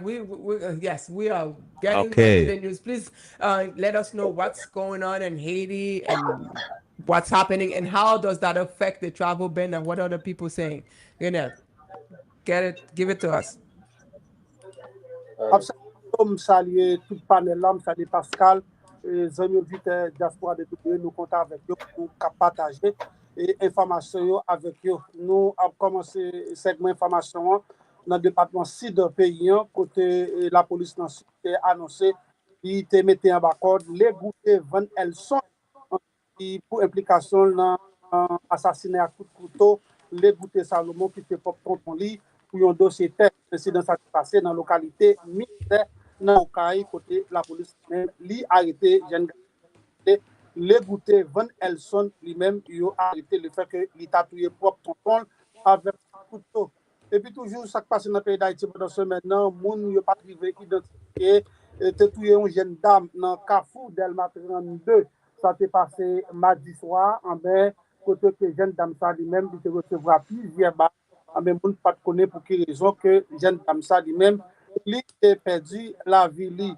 Et puis, il y a un policier, il est Esdras, un policier squat, qui a pas le souffrir dans l'hôpital après de recevoir une balle dans le cou. Donc, intervention de la police a fait dans la zone Paco, ça s'est passé mercredi.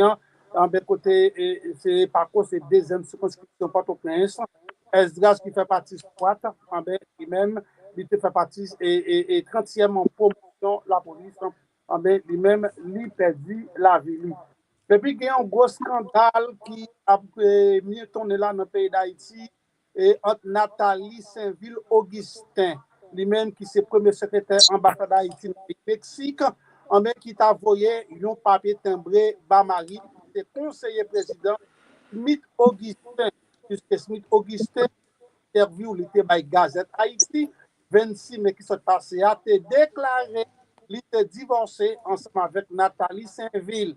Mais Nathalie Saint-Ville répond côté publiquement, il était toujours franc et à M. Smith pour déclaration qu'il fait sous Gazette Haïti 26 mai côté il était divorcé. Dans la sommation, il n'y a pas aucun divorce que il fait avec et il n'y a pas jamais autorisation pour ça. Au contraire, Nathalie dit, dans le mois août 2024, il était entré dans le pays d'Haïti, il était venu à Maril, il était passé bel moment ensemble. Il déclarait formellement, lui-même avec Smith Augustin, toujours ensemble. Il dit, s'il n'a pas tempéré sous sommation ça, que le Coran a fait ça, la loi m'a dit le faire.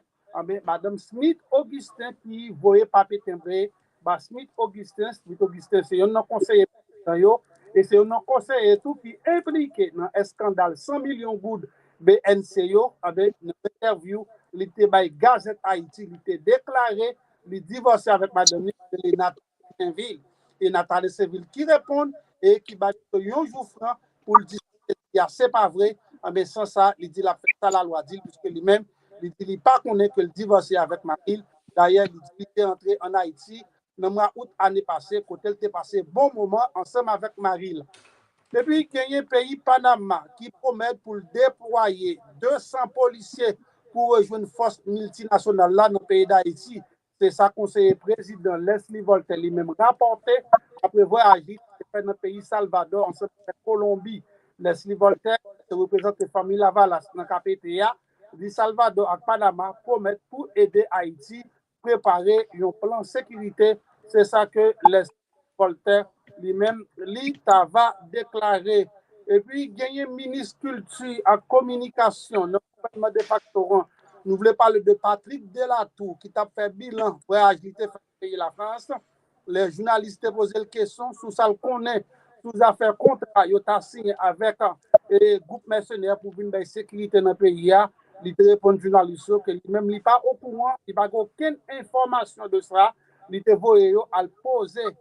Premier ministre à lui diffuser mes questions, ministre et justice Patrick Pellissier, ensemble ministre défense là, c'est Mounsa a laissé de la tout dit pour population ou des journalistes à poser aux questions pour connaître qui ça qui gagnait nos contacts à parler pour les affaires mercenaires, puisque lui-même il dit ça pas domaine, il n'a pas aucune information.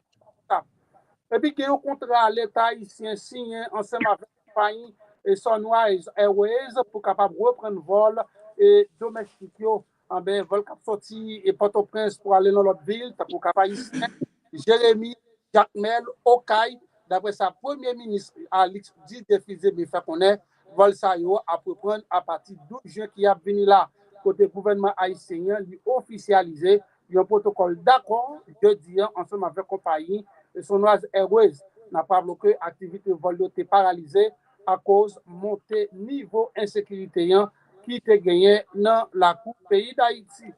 Et puis gros nouvelle là, c'est li tombé jeudi c'est Assemblée nationale française qui a adopté jeudi cette passé une proposition résolution qui visait reconnaissance, remboursement et réparation pour toute dette la France te fait Haïti payer injustement à travers ordonnance qui a été prise 17 avril 1825 côté année ça a 200 l'année côté nous connaît la France te fait nous payer dette indépendance mais parlementaire demandé pour mettre sous pied une commission indépendante mais c'est ça que parlementaire français a demandé gouvernement français là côté reconnaître que yo une dette envers Haïti et yo demandé pour mettre camper une commission pour qui gens yo capable rembourser pays d'Haïti dette ça yo et parlementaire yo dit yo c'est injustement yo te fait Haïti payer comme ça après Haïti te fin prendre indépendance et n'a pas c'est ancien président Jean-Bertrand Aristide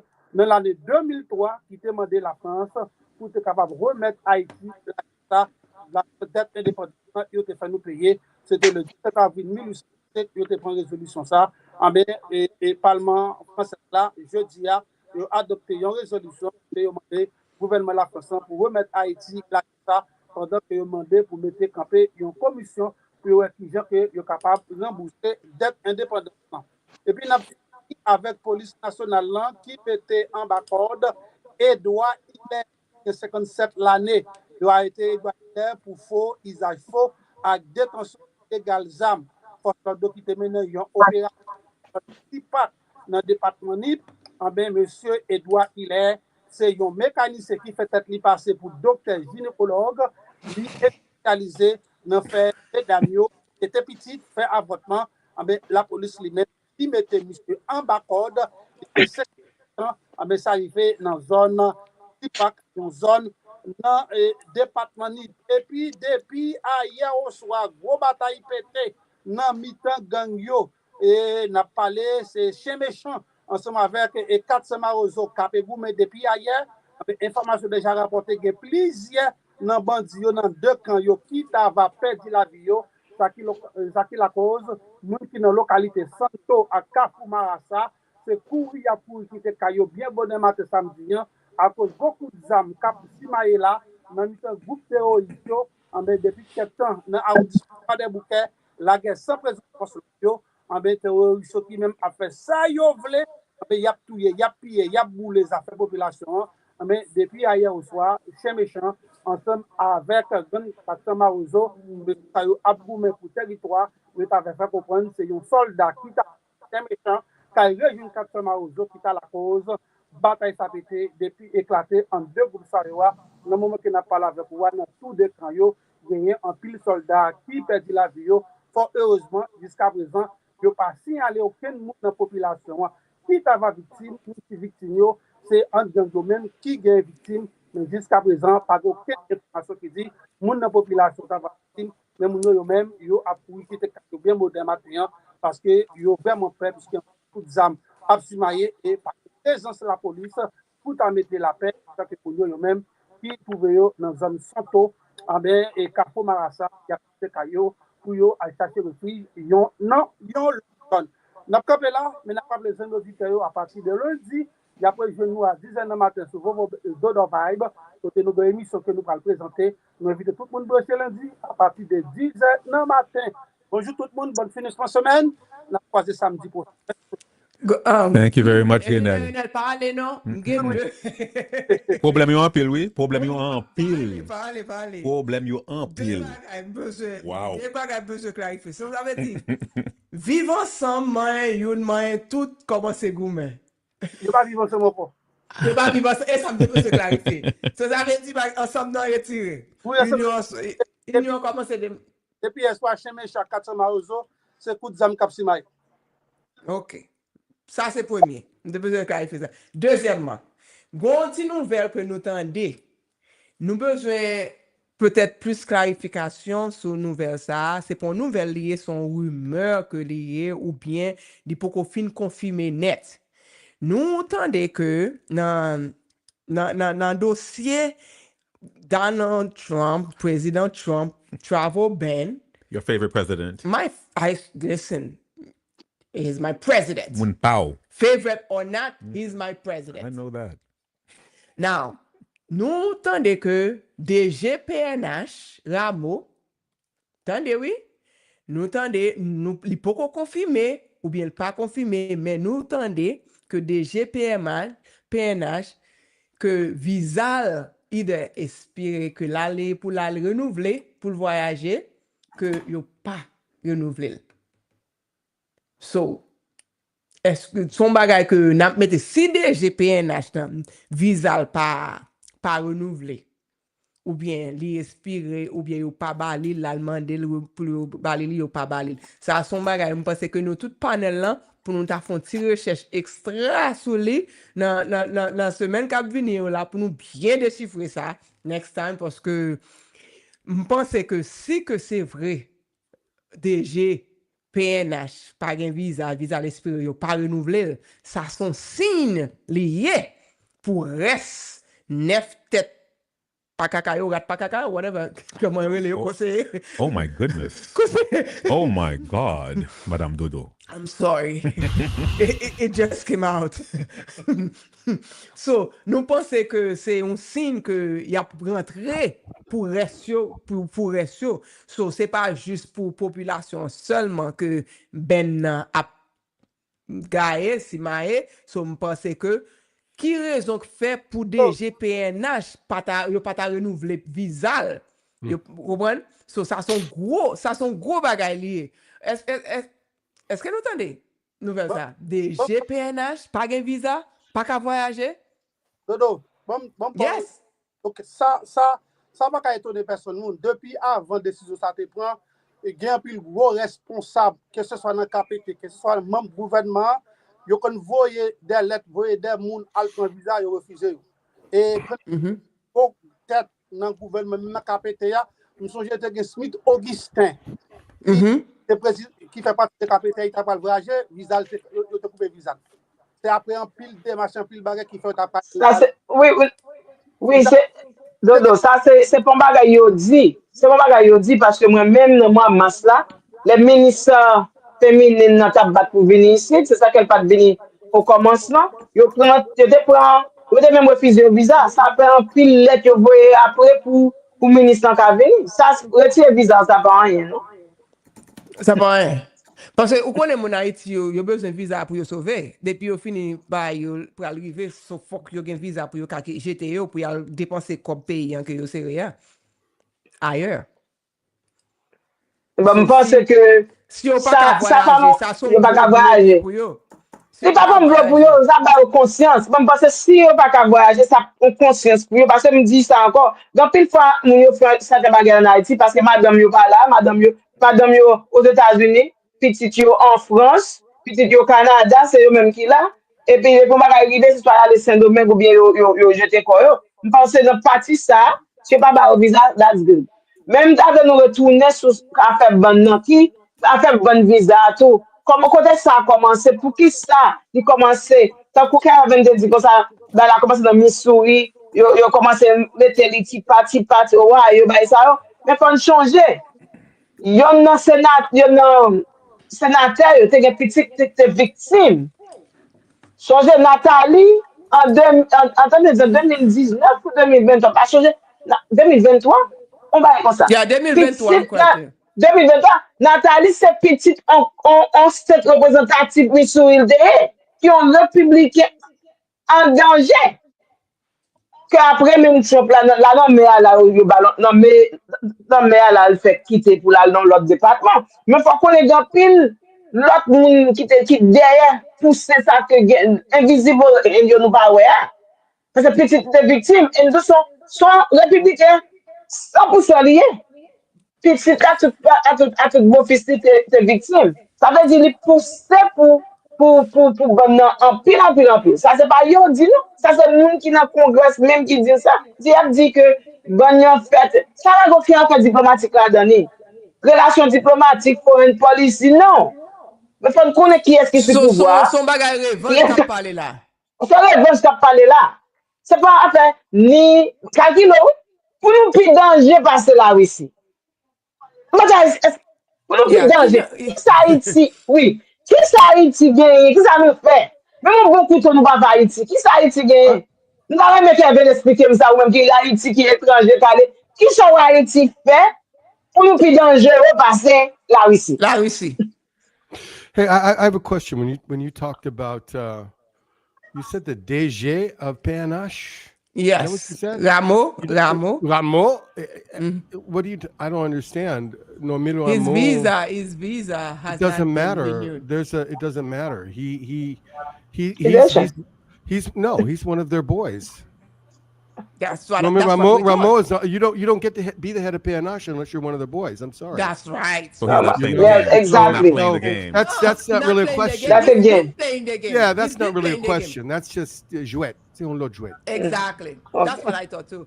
But I also thought that si que yo fait ça, m'pense que reste 9 têtes là qui là, yo t'a supposé pralement yo tout. Parce que bon me dit nos paroles. I have a question. Hold on, Jeff. Hold on, Jeff.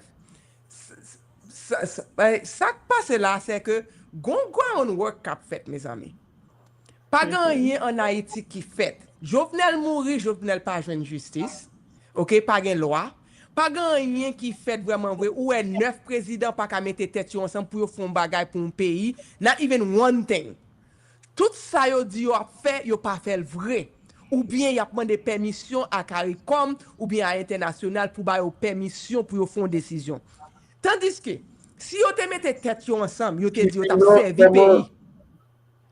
Si yo te vle mette tête yo ensemble, yo dit yo t'a fait pays pour 9 autorités ensemble dans un pays qui pas gen rien cap crier pour leadership.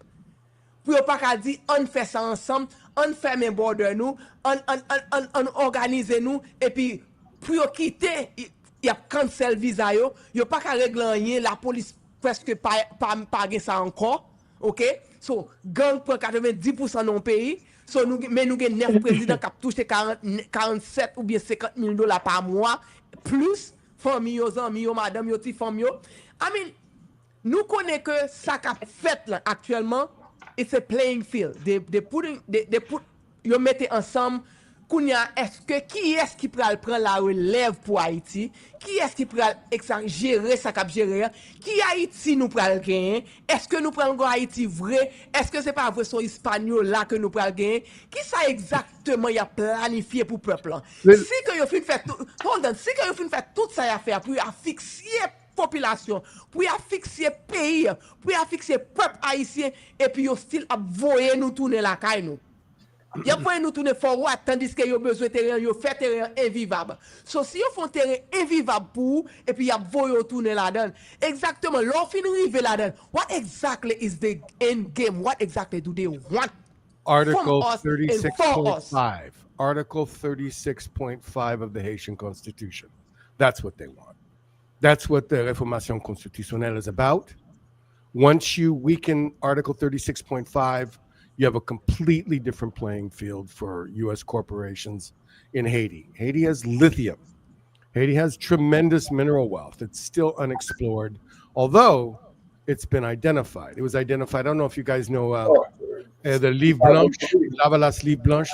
Yes, yeah. Mm-hmm. Yes. That was the first geological survey that showed in detail all of Haiti's mineral wealth. People don't refer to it today because of the propaganda of what you say. 2004 coup.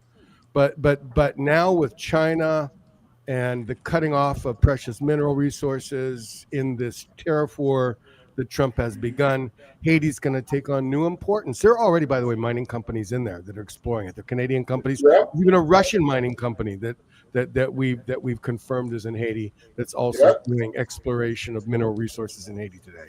So that's what's and they'd love nothing more than to make Haiti a tourist trap.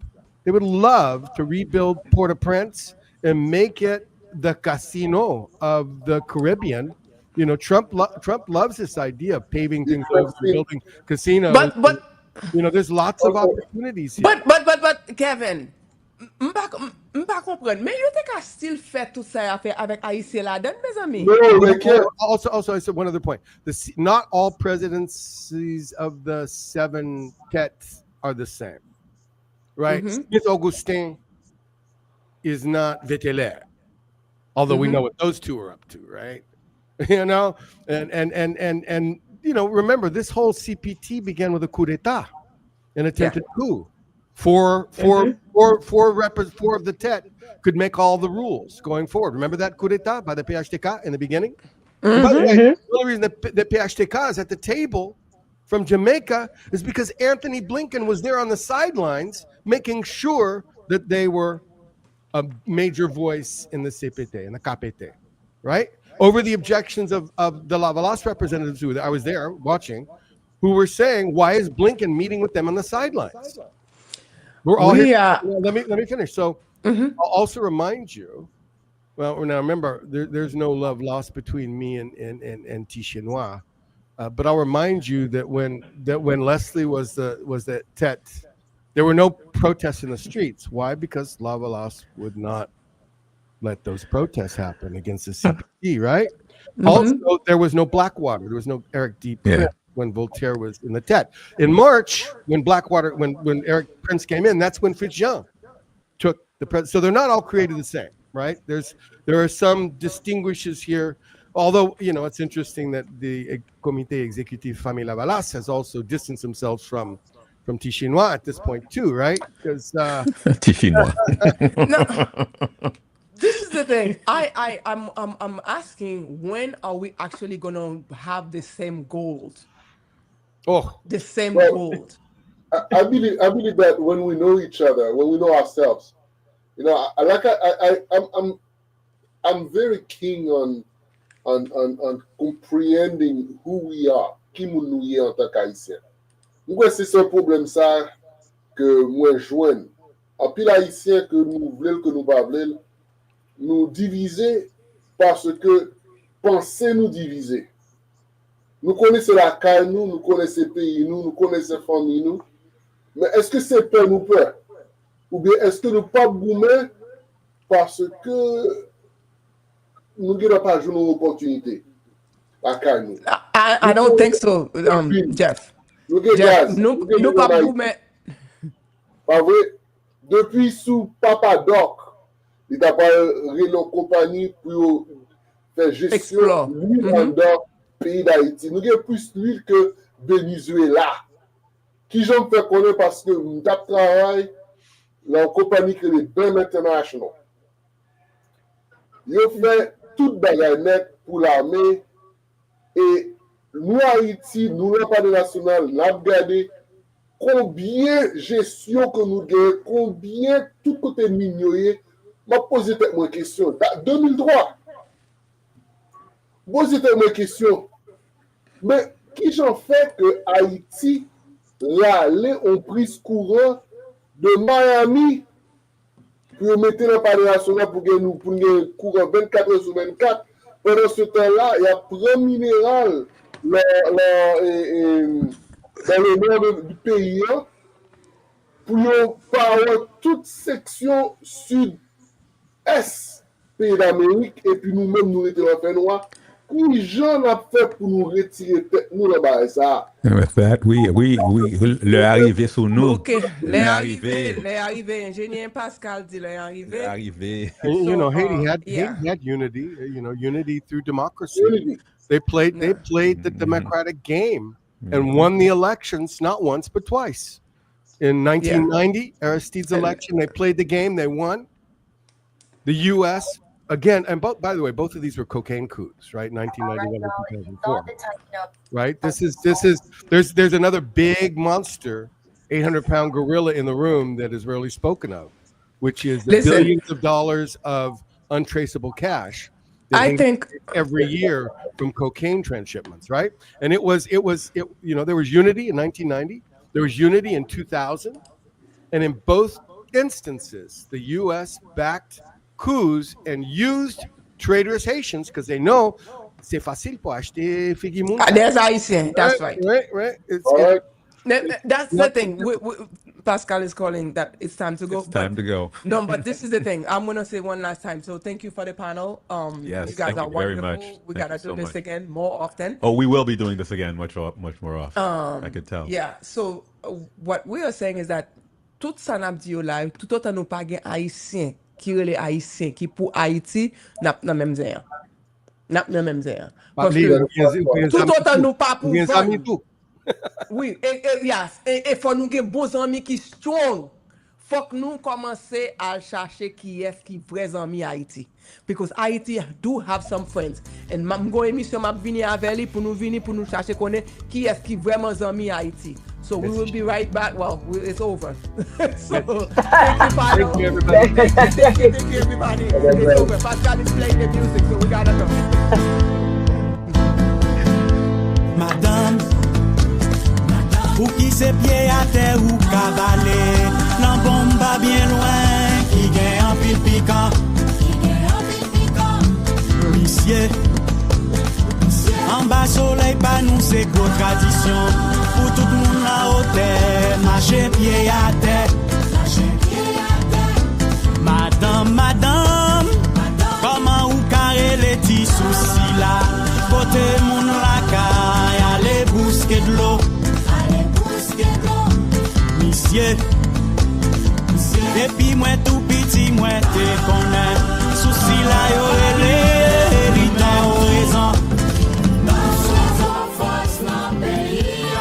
Chaque samedi 10h midi branché Dyaspora Dedouble. Dyaspora Dedouble yon émission kap ede ou konnen tout ça kap passé en Haïti ak nan diaspora. Dyaspora Dedouble yon plusieurs segments tant qui côté nou ye journée jodi a. Journal semaine nan. Invité dans tout domaine. Coin business, débat, analyse, synthèse ak konnen histoire. Rendez-vous à casser chaque samedi 10h midi branché Dyaspora Dedouble avec Madame Dodo. Yon show nou pa gen droit rater. Dyaspora Dedouble sous toute plateforme yo. Facebook Live, YouTube, podcast, WhatsApp, un pilote encore. N'a songe, travail la terre, c'est chimé pour